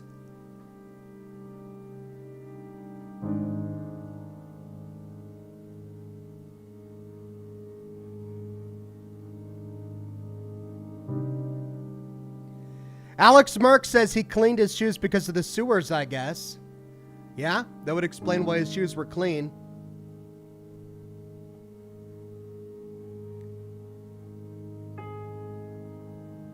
Ashol.com says, I still don't think it's him. Corey says, Oxhorn, it wasn't him. What? It was the anarchist? You're kidding. But...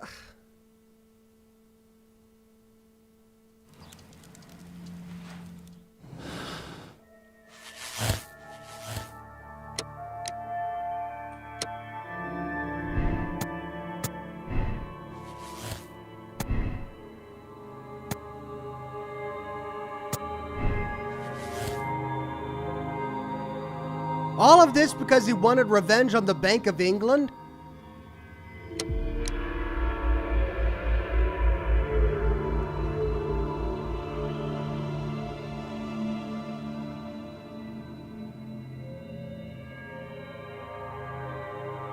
Well, why would he kill his accomplices?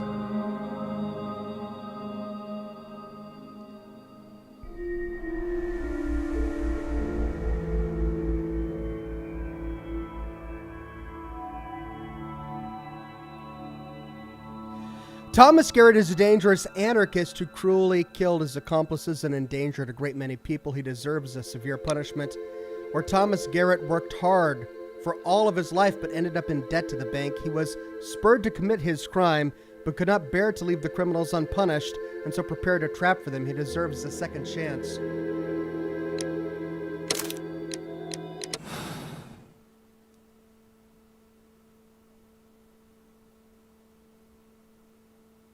Bobby says, it's always the anarchist. Come on, give me something with this. Thomas Garrett, we are arresting you for the double murder of Rasco and his accomplice in addition to the bank robbery. Bravo! Case closed. Exactly what the bourgeoisie in power expects from you. Don't bother to look any further. Well, if you have a solid alibi, I should like to hear it. What for? Small people such as us are eternal victims of a corrupted justice. Do your duty then, lackey. 4% of people made that moral choice.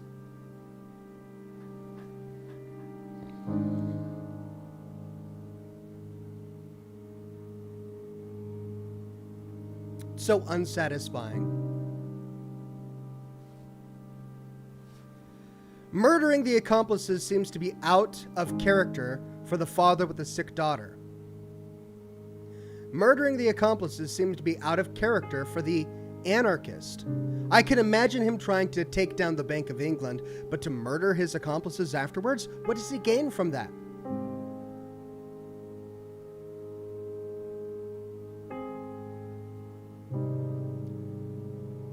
I'm gonna drive myself crazy doing this. I'm gonna drive myself crazy! It's still yellow. Yeah, they're all yellow. I don't think the color of the check mark has anything to do with it.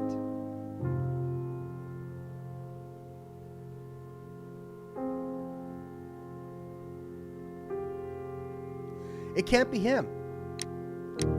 I don't think it's him. I think it's got to be Baker. Absolve Butcher, or Butcher. Alt Grendel wants me to absolve, but he murdered 2 guys.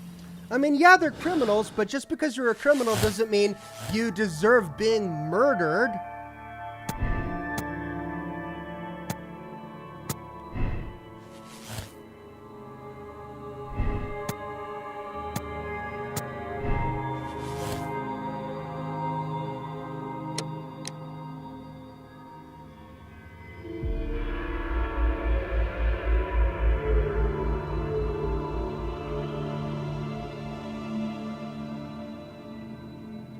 Chad wants me to absolve Reginald,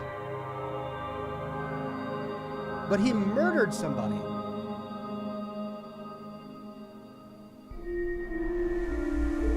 Let's see what happens.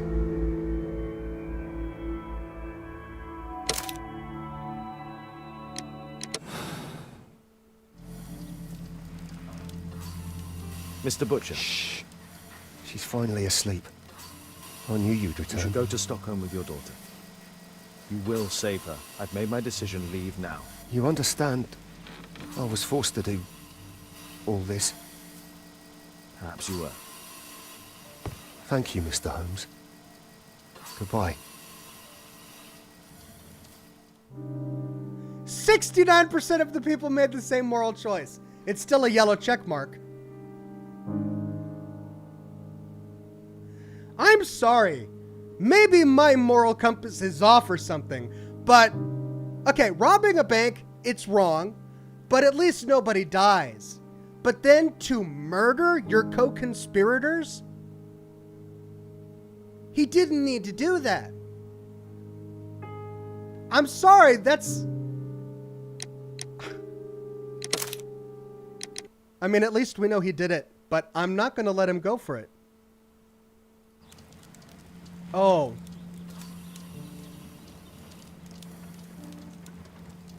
But his daughter. Okay. If we send him to prison, will his daughter die? Is that what it was? Oh.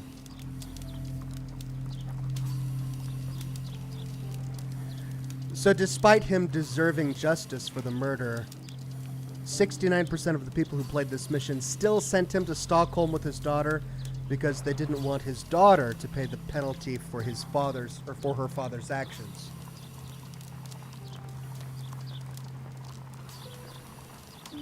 Corey Dorton says, plus he killed innocent people in the trap. Yeah, I know. It wasn't just the guys in the cab. You're right. It was the innocent bystanders who died.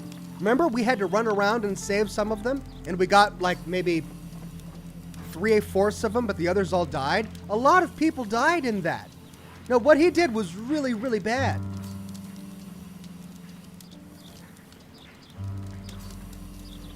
But do we let an innocent girl die now just because her father was guilty? Will she die if we send him to prison? He's got to go to prison.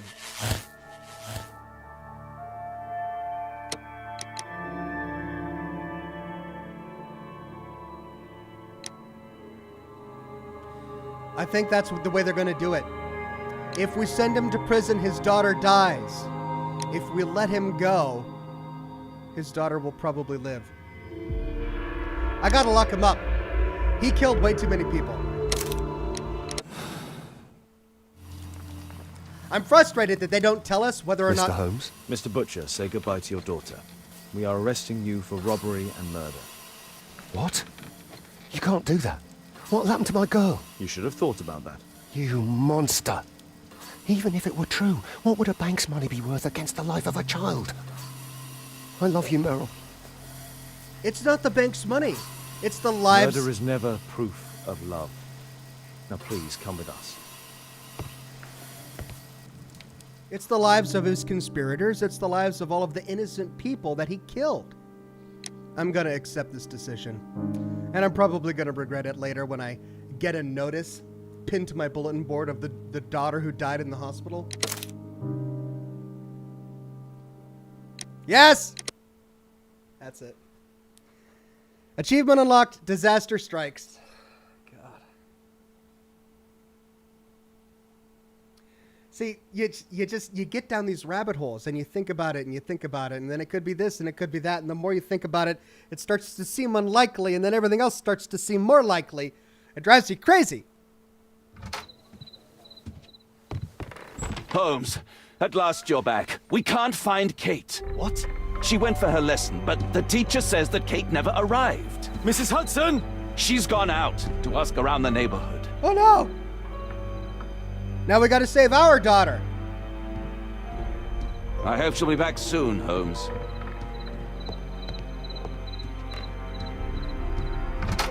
Kate! Here! Okay, let's see what happened.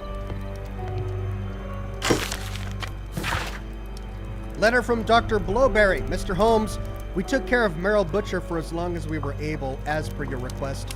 She was very brave. But she passed away at 4 a.m. this morning. As she has no surviving family, what should we do with the body? Sincerely, Dr. Blowberry. Curse you, frogwares! Curse you! Daughter died, man.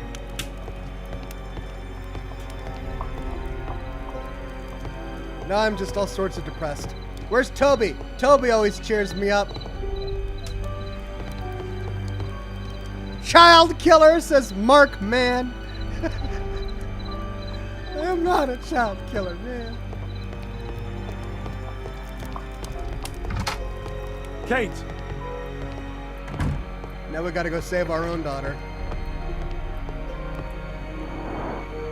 Build a character portrait by paying attention to the details and determining their meaning. Oh!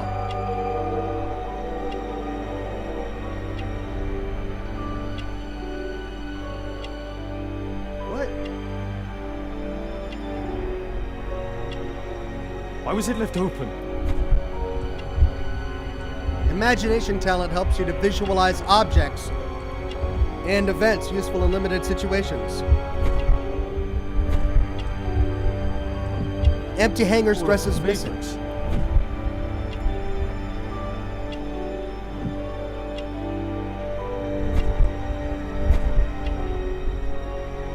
What happened here?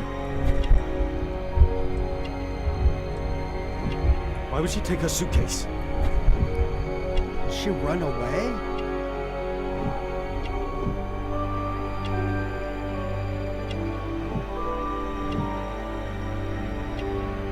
She was writing something here. Kate took her diary. Kate packed her things and left. I don't understand. What's that? The sound came from Alice's room. Alice! Kate! Kate! Whoa! What? Highgate You Cemetery. never do anything right! I've had enough of you not caring about me! You don't understand anything! I wish Alice would have known me!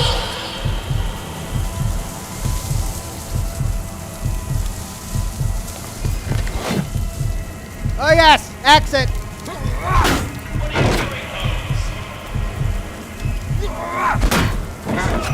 Alice, that snake, she confused her.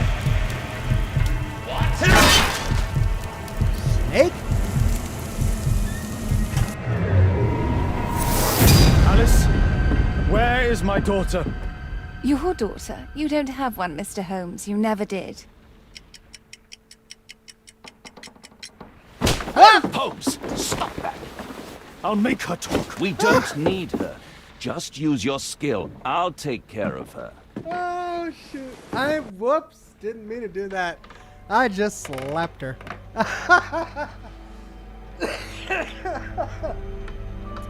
Doggone timer! I had to think quick and I chose the wrong one and I slapped her. Whoops. No Name says, this is where a fat lady in a telescope would make everything better. Yes, if only. Our daughter's missing. What we really need now is to peep on the neighbors and find the fat lady in the telescope. That'll make us happy. Rest in peace, Raven and Domi Phantom says, when you think about it, Ox, Butcher killed his own daughter by committing crimes against humanity. Yeah. That's, of course, the way it goes, but I still feel awful. Wow, Ox, says Jack. I know, I'm sorry. I didn't mean to slap her. This is what I heard from upstairs. Alice entered through here. Shoot. What's with all this seance stuff, though? I mean, because she can commune with the dead, right?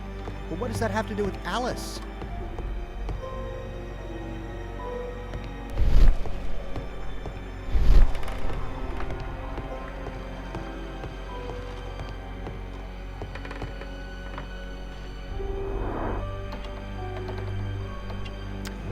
Expression angry. I wonder why.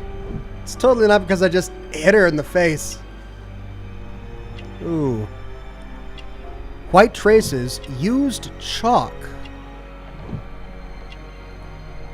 Train ticket, visited Highgate Estates. Or Highgate Station.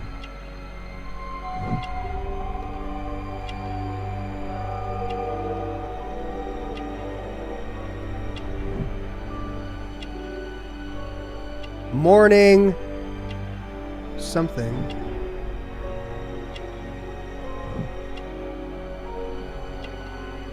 Ah! Morning clothes and a black veil.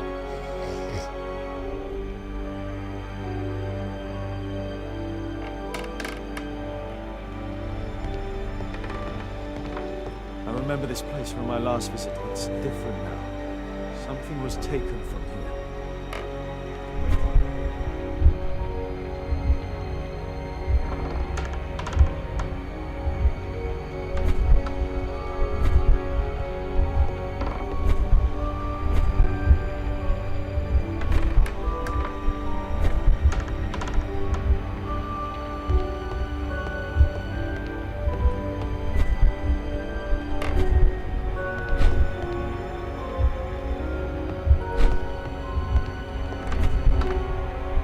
Candles have all burned down. The grimoire is missing. The portrait.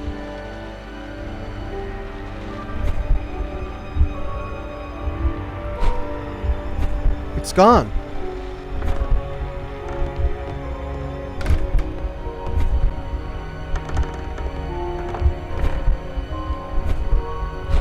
Table of practice.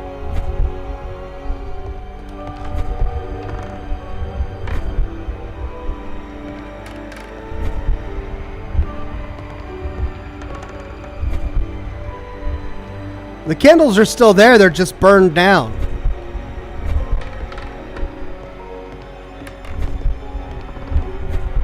Clock. It's there now. The mirror's gone.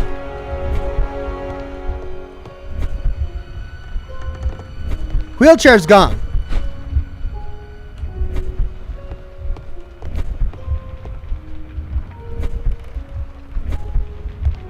Oh. Clock's been moved. Do we tag things that have been moved?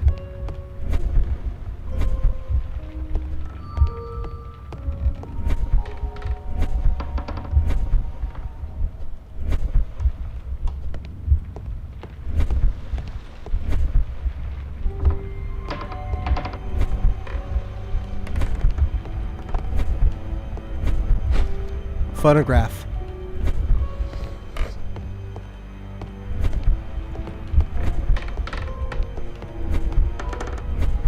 Oh, it's just been moved too.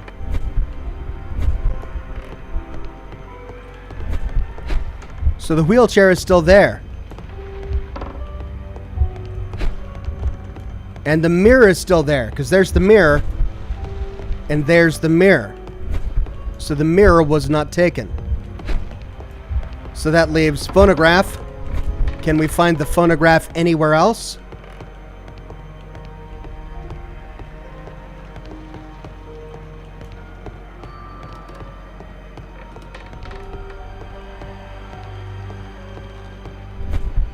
Nope.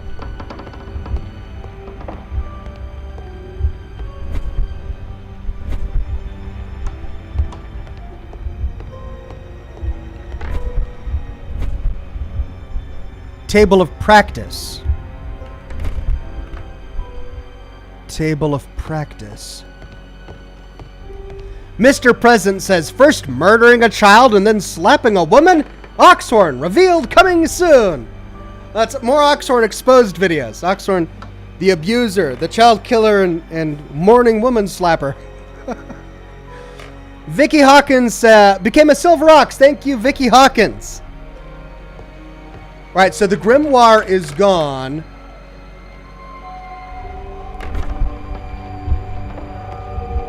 The table of practice is gone.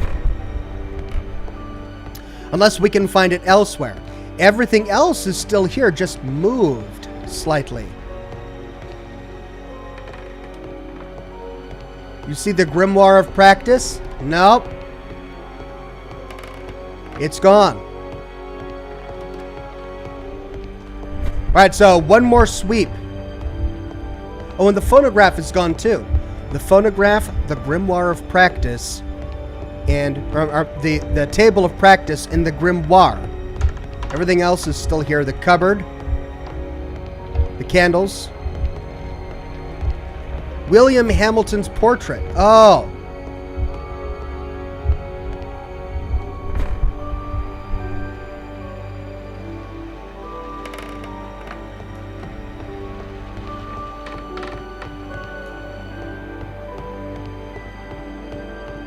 It's gone as well.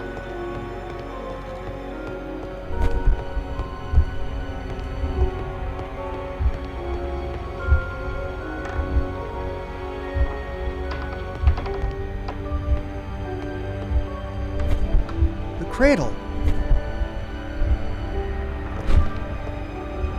Where's the cradle?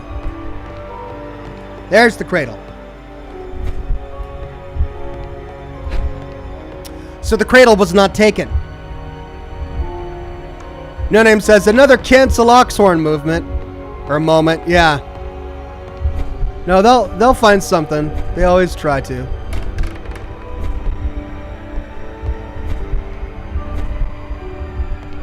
The vase was moved.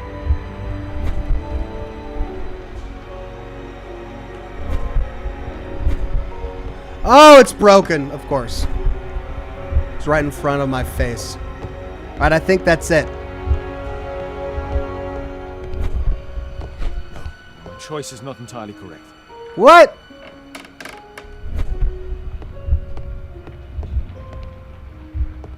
Don't tell me candles. Portrait of Alice's father, William Hamilton, and some items required to conduct a seance are missing. Well, why the candles? Obviously the candles are gone because they were burned.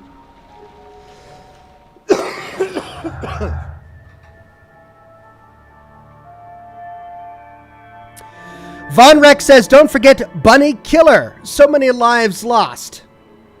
Did I kill a bunny? When did I kill a bunny? In what game did I murder a bunny?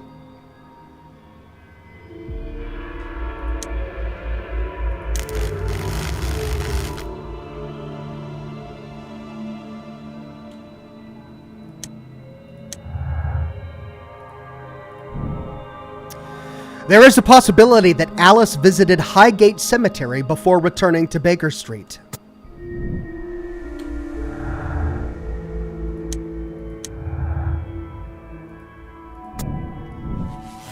Whoops. Alice might have performed a spiritual seance to talk with her father, William Hamilton. Alice may have visited Highgate Cemetery this morning to the crypt of her father, William Hamilton, where she performed a spiritual seance in order to talk to him. Did she take Kate with her as well? The lead goes to the cemetery.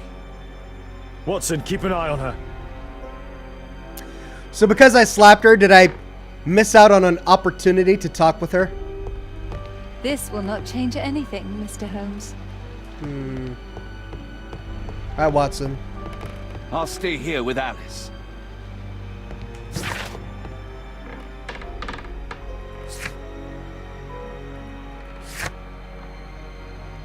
Inspect the crypt of Alice's father. Yeah. I can't. I guess I need to walk out the door. Kate, are you here? Right, we're just gonna teleport here. Alright, let me get another cigar.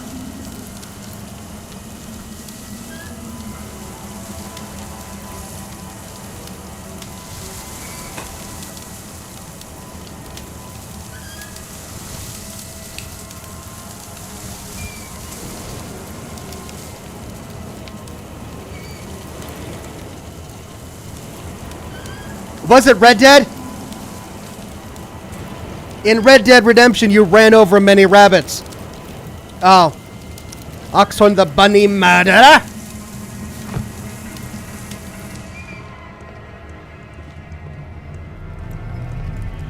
Kate, what did she do to you?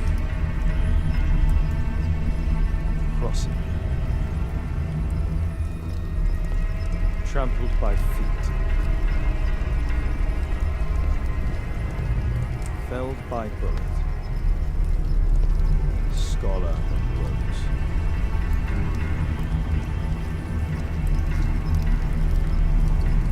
Alice brought them to perform the ritual.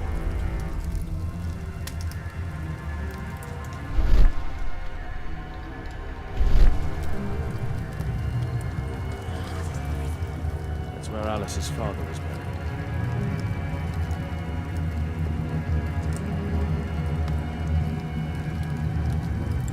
Candles have been alight for almost 3 hours.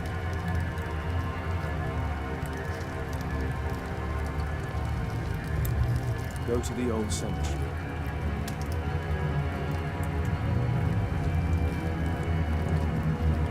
What?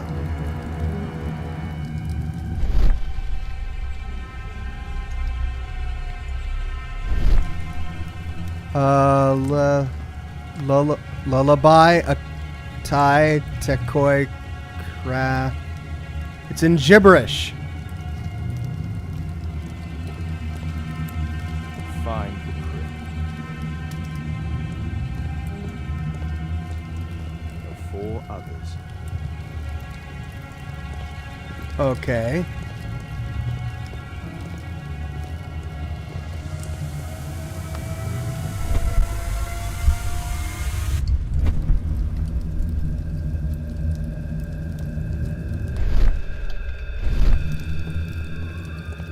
There's another one.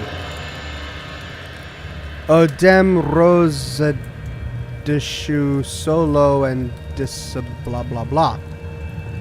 Okay, well, let's go through the door.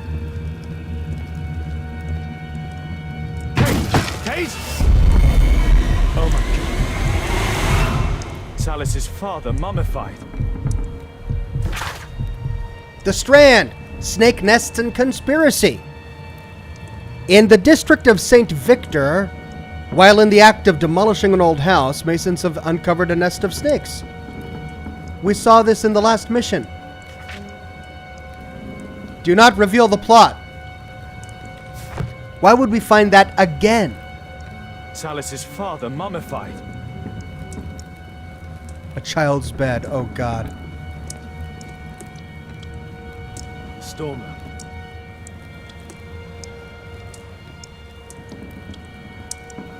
A map of British rivers. Madame Destiny. Alice keeps her father's belongings in this room, even the canteen from his boat.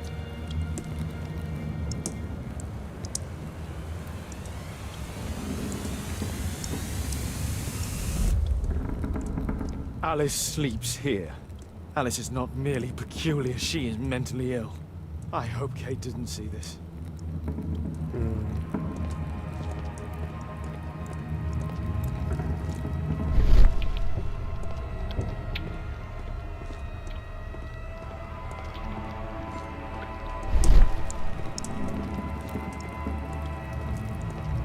Earth-digging giant.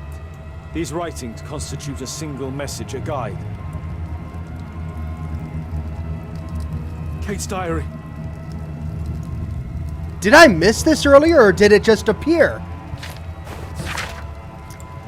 I'm with Alice at the cemetery. We are going to speak to her father.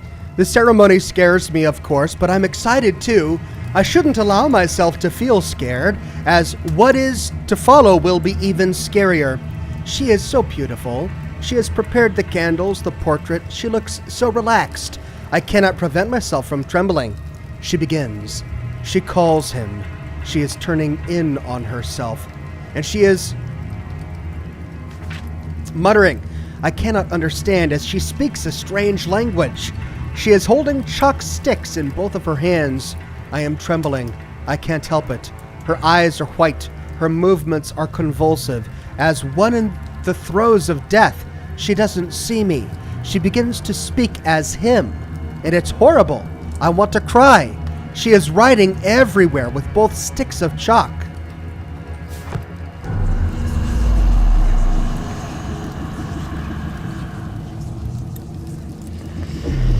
Where do we find him, Father?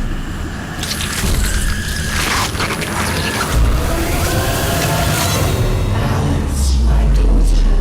Alice? I know the answer to your question.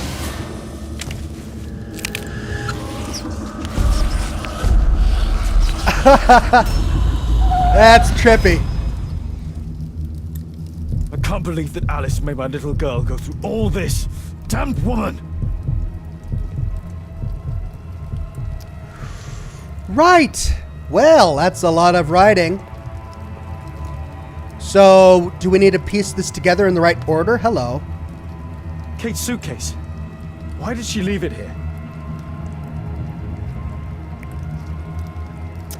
Ace of Augusta says, "What are we smoking today, my friend?" I think it's a Rocky Patel vintage 1999 night for me.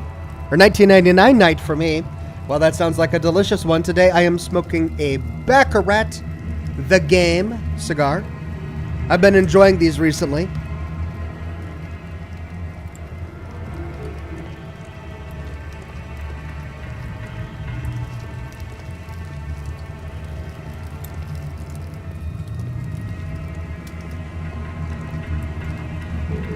Okay, I've tagged all of the scribbled messages on the ground. Is that going to open up something for me? Go to the old cemetery and find the crypt on the crossing of 4 others. Oh. Felled by bullet, scholar of roads, earth-digging giant, and trampled by feet.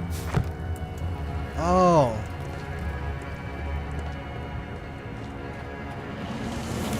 Old cemetery.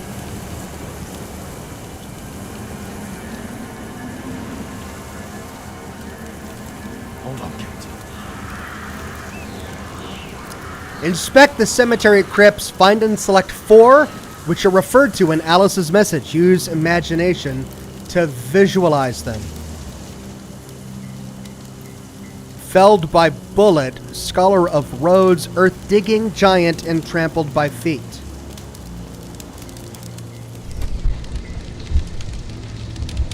I need to recall some facts about certain famous people buried in this cemetery.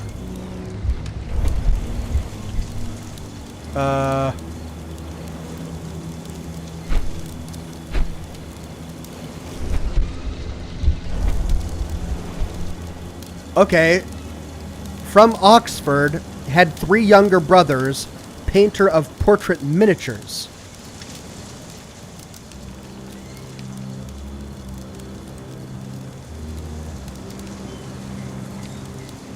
No.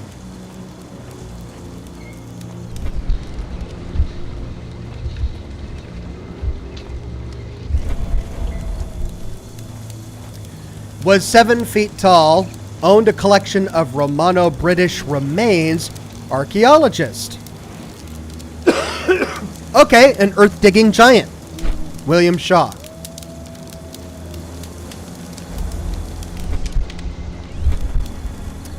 Unnamed crypt.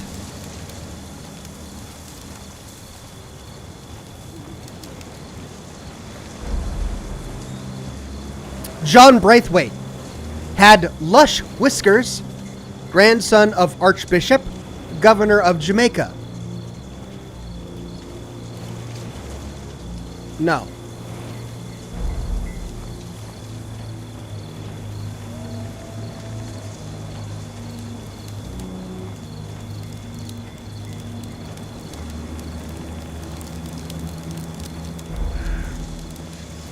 Geoffrey Travers resigned his post, Chief Justice of Ceylon, English barrister. No.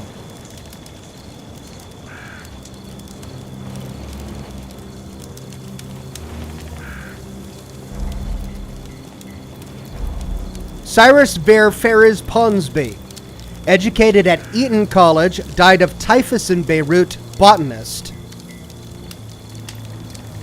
No. Okay, so there are 2 paths. This one looks like a dead end, so we'll go here first. Unnamed crypt. This goes back up the hill. We'll go up the hill in a minute. Let's continue exploring this section so we don't get turned around. Liam Brennan, amateur boxer, prominent fish merchant, Irish by birth. No. William Fitzclarence was killed by an elephant. No. Arabic and Chinese, an explorer. Was the elephant named Bullet? Trampled by feet. There it is.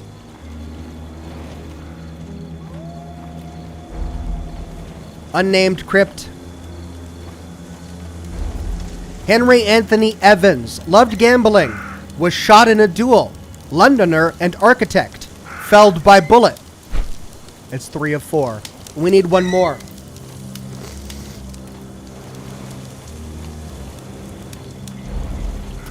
Harry Queenan, survived tuberculosis, wrote in Cumbrian dialect, a poet.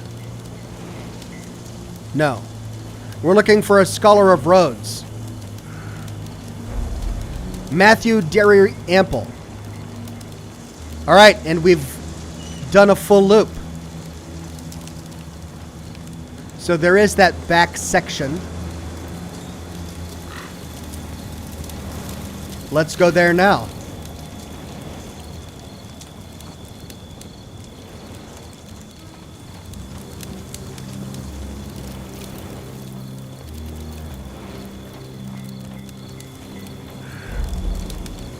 Archibald Irwin produced a map of all major roads in England, preferred coffee, a cartographer.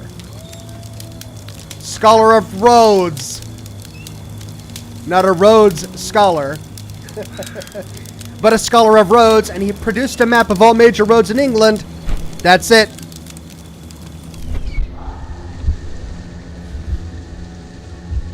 Okay.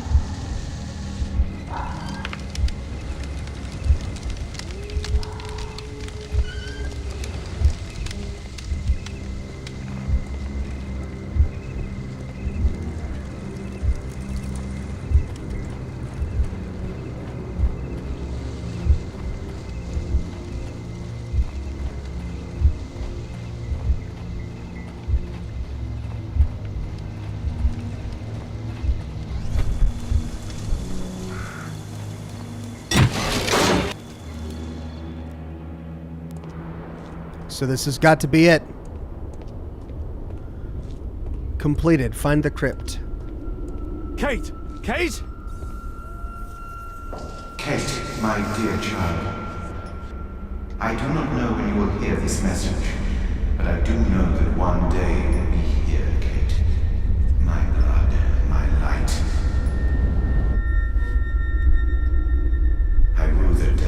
lost you in the living world. Death is nothing to me, except to leave you behind and with him. Holmes. Sherlock Holmes. Will you have to understand, he is your worst enemy. But because he so loves to hide behind the mask of his dubious morality, he would never kill you. Holmes. Holmes. I'm certain that he never understood you, and I'm sorry for that. I hope you didn't cry too often having him as your father. I trust that you made him cry. Don't distress yourself, my child. I died by his hand. But your questions are over since you now know.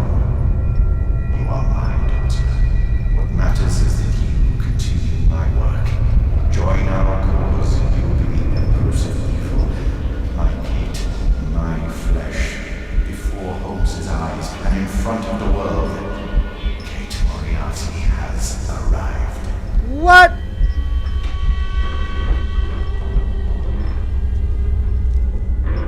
Moriarty. You. Kate. Oh no.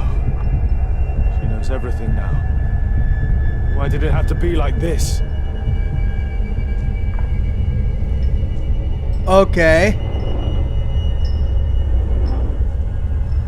The Dynamics of an Asteroid. Work by Professor James Moriarty.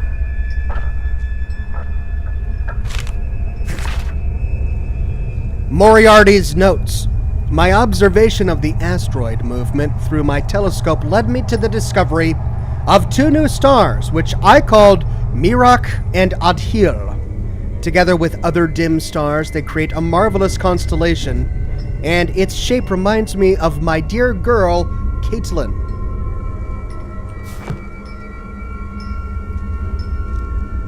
So we adopted Moriarty's daughter after killing Moriarty? Young Kate. Father.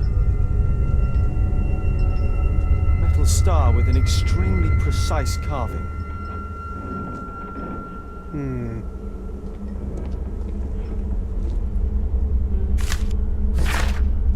Kate's poem. From childhood's hour I have not been, as others were, I have not seen.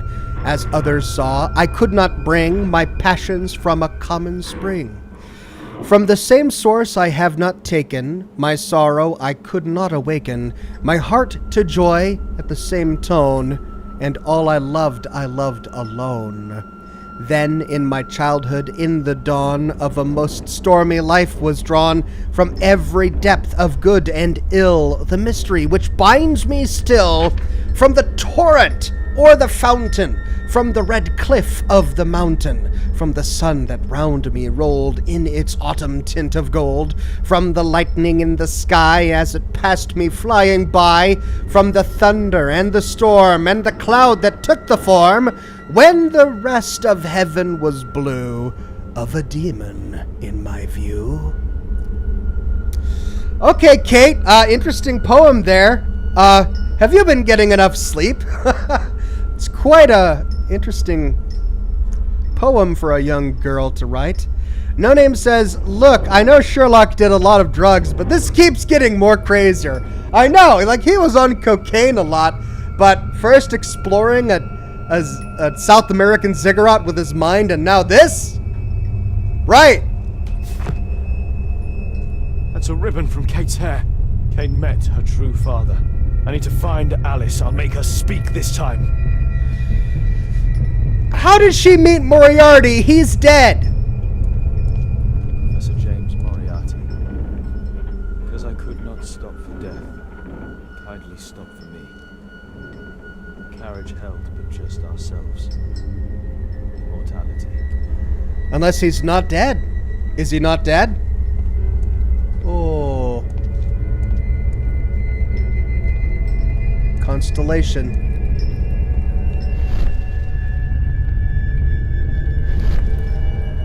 So that's the constellation he found? That's his daughter? Pardon me, there was a star.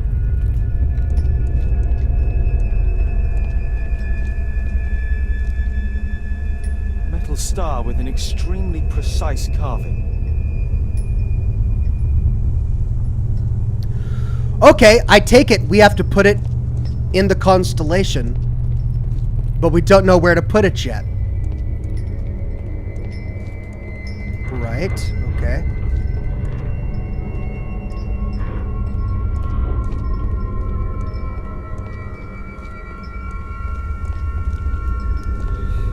Well, I have a feeling that means we'll be back. That head has a very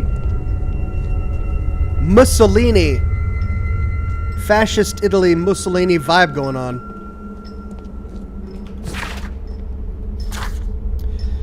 Return to Alice at Baker Street. We can't fast travel, time to go up.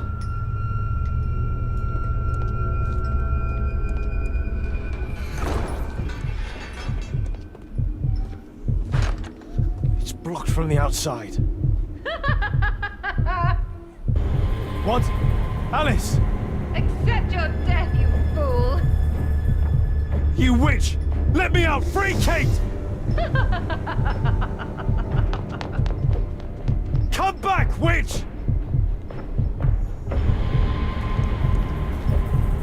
Okay. Keep your head, Sherlock. This is the only way to get out of here. Now we can do the constellation. Little star with an After we discover the constellation on the wall.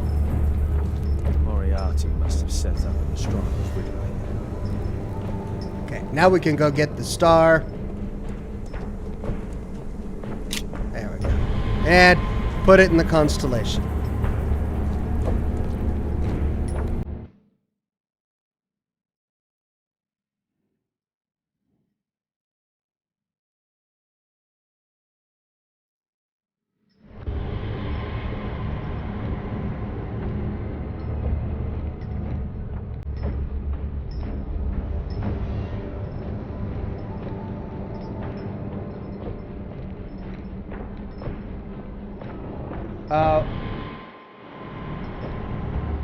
Are we trying to find the one that's missing? Because this constellation has way more stars than this one. 2 at the feet, 2 at the shins. This one is the hem of the dress. This one is off. This one is the waist. This one is not there.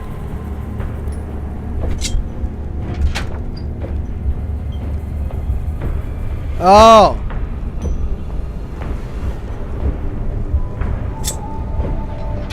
I see. So we're matching it.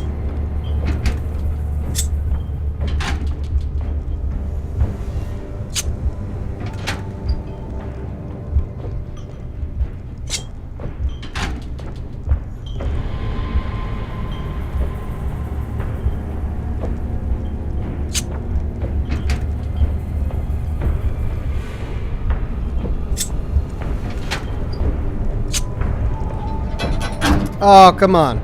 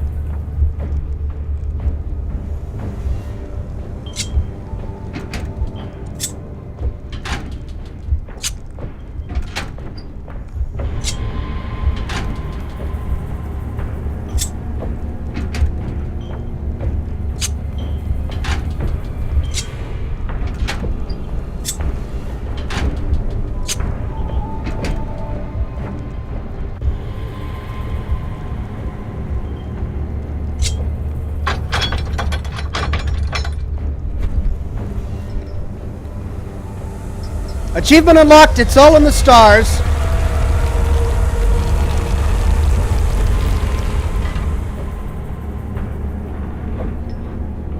Pyro says, stab the kid. Yes. It's dark, Pyro. Dark.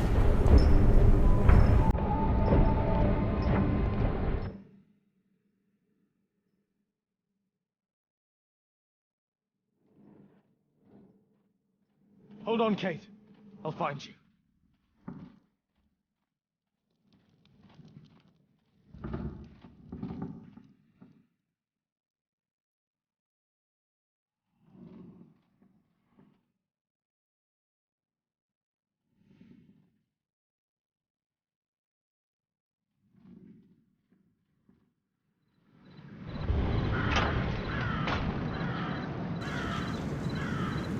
The way Alice was laughing. Watson! Holmes, she tricked me. Where's she gone? Watson, where? I don't know. She left saying that she had to go and see a lady. The ship. A Mrs. Destiny? Madam Destiny, she's a boat. What? Over there, Watson. She's abducted Kate. I can't believe it. She's a lunatic, Watson. She made a room for her sick father, and now Kate is with her. Get ready. Gotta get to the ship.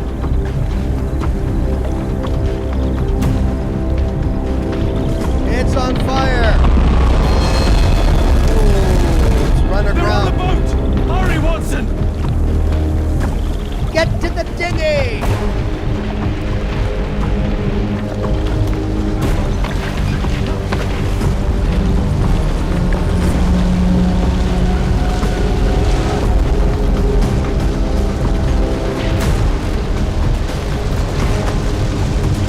I like how he has Watson in rowing.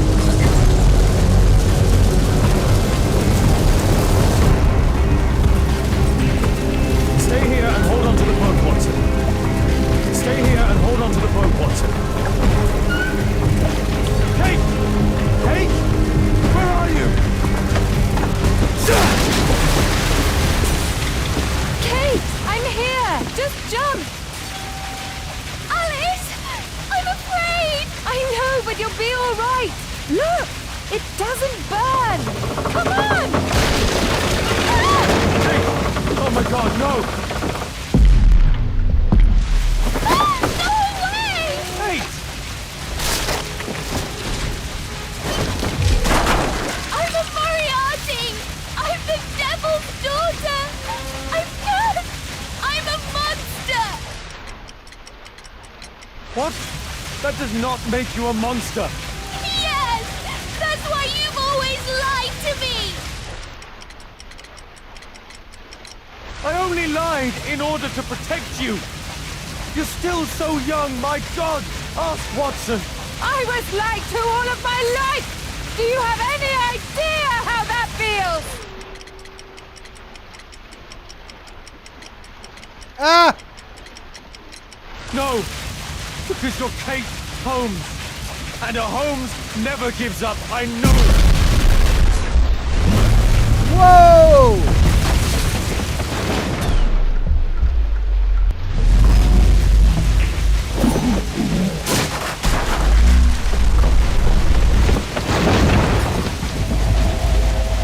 All right. Yes, he knows. Nothing can change fate. Listen, he allowed George Hurst to kill Lord Marsh, who was already condemned to death by tuberculosis. I deal with criminals. These things can happen. I raised you differently. You sent me away! And when I'm home, we fight all the time! You're ashamed of me!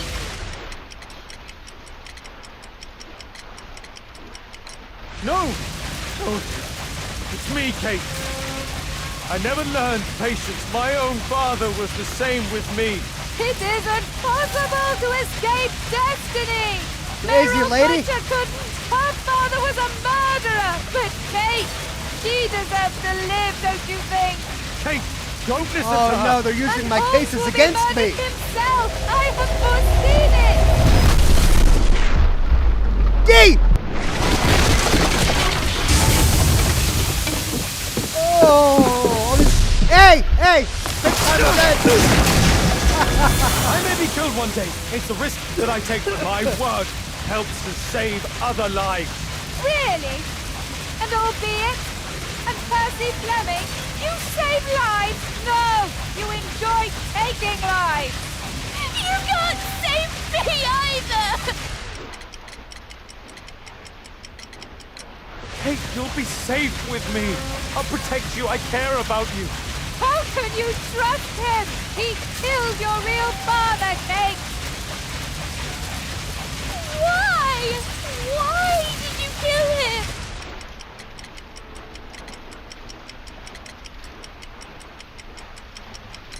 It was his life or mine.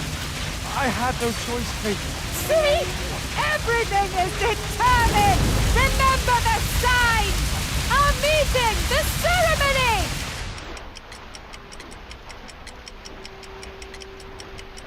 Kate, no. How can this suddenly mean more to you than your child? See? It is time. Crazy The lady! next life awaits us.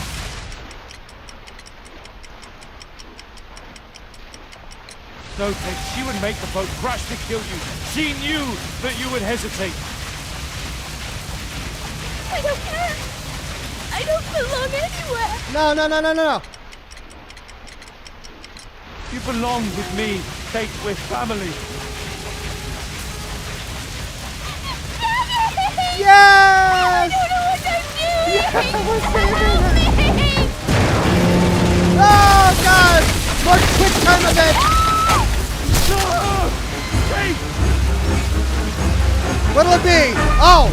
This, yes! Gotta grab that! Swing across and grab the girl! Flick to the... Kate! Oh, God. Are you all right?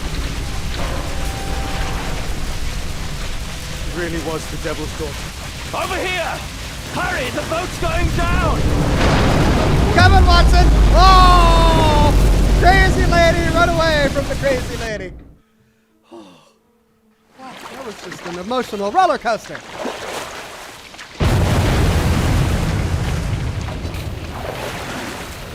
Daddy, I'm so sorry. I'm sorry, too, Kate.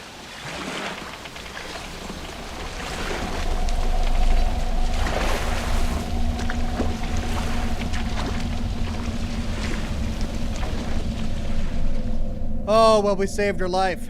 I'd hate to think what happened if we didn't. Is it possible this game has an ending where she burns in a boat?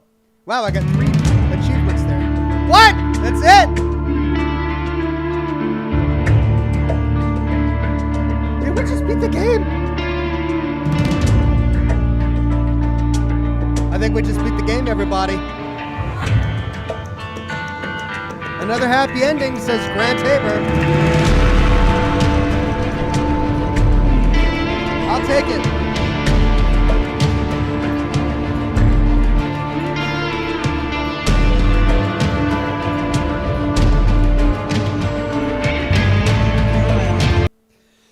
So that was really interesting. I like how they made sure that the moral choices that we made in the game had some sort of effect on the ending. Because you saw what Alice was doing. She was using all of the moral choices that we made at the end of each of our case as a way to argue with Kate, to argue with us. No, he doesn't really care about lives. He let the little girl die in the hospital because he was more concerned about making sure the father met justice, etc., etc. But I think we were still able to get past all of those despite our choices, despite our moral choices, by really sort of hitting home the family narrative there at the end. No, you're my daughter. No, I love you. No, we're a family, Kate. And we saw the screen flash a little bit every time we made a good choice that was really convincing towards Kate.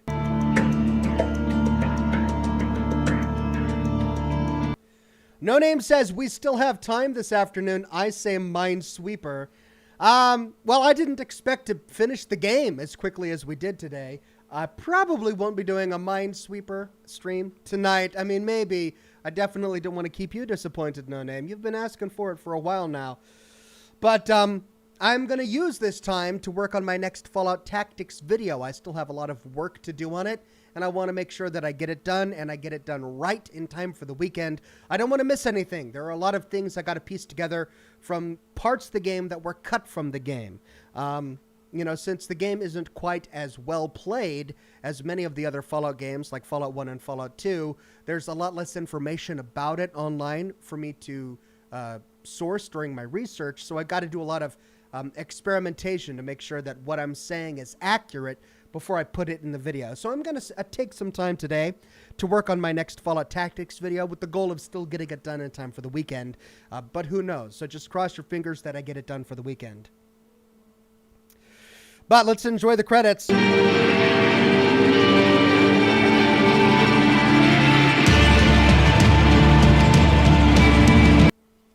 Do a solitaire stream, says Yachik.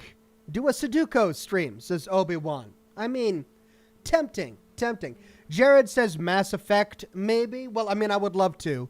But I think I want to start Mass Effect as its own broadcast. That way I can get in a good 4 hours of the first Mass Effect game, of the beginning story of the Mass Effect game. Doing just 2 hours or an hour and a half doesn't seem to do the game justice. So we'll wait until Monday to start Mass Effect.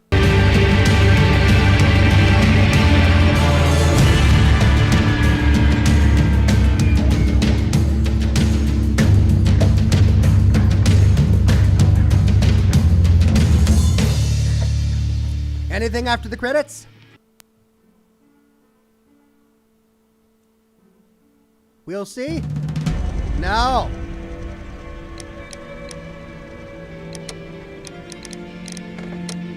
Play more. We did Crimes and Punishments. We didn't do the Testament of Sherlock Holmes. Is that the one before Crimes and Punishments? Well, there is a new Sherlock Holmes game, either coming out soon or was recently released, Sherlock Holmes Chapter 1, and I definitely want to include that for our Wednesday detective streams. So I'll see if I can find that. I hope it'll be available in time for next week. Do a chess stream, more Overwatch, a Far Cry stream. How about Five Nights at Freddy's? Scenic Mountain View stream, a Minecraft stream. Well, you guys are all full of all sorts of wonderful ideas. Julian Z says, Ox, any tentative plans for what to replace this with? I want to replace it with Sherlock Holmes Chapter 1. I don't know if it's released yet. I'll have to take a look at it. If it's not released yet, I'll figure something out. Don't worry. But I don't have any tentative plans yet. Weird says, see you all tomorrow, right? Yes, tomorrow we'll be continuing with the medium for Scotch and Smoke Rings. Chapter 1 has not been released yet, says Tezungar. Okay, well, we'll see. I'll try to figure something out for next week. All right, well, I'm going to let you guys go. Thank you for joining me this Wednesday for our broadcast of Sherlock Holmes. We got it done, and I'm pretty pleased with all of the choices that we made. I'm going to get to work on my Fallout Tactics episode. I hope you have a wonderful rest of your Wednesday, and I'll see you soon with more lore videos and more live streams. Bye-bye now.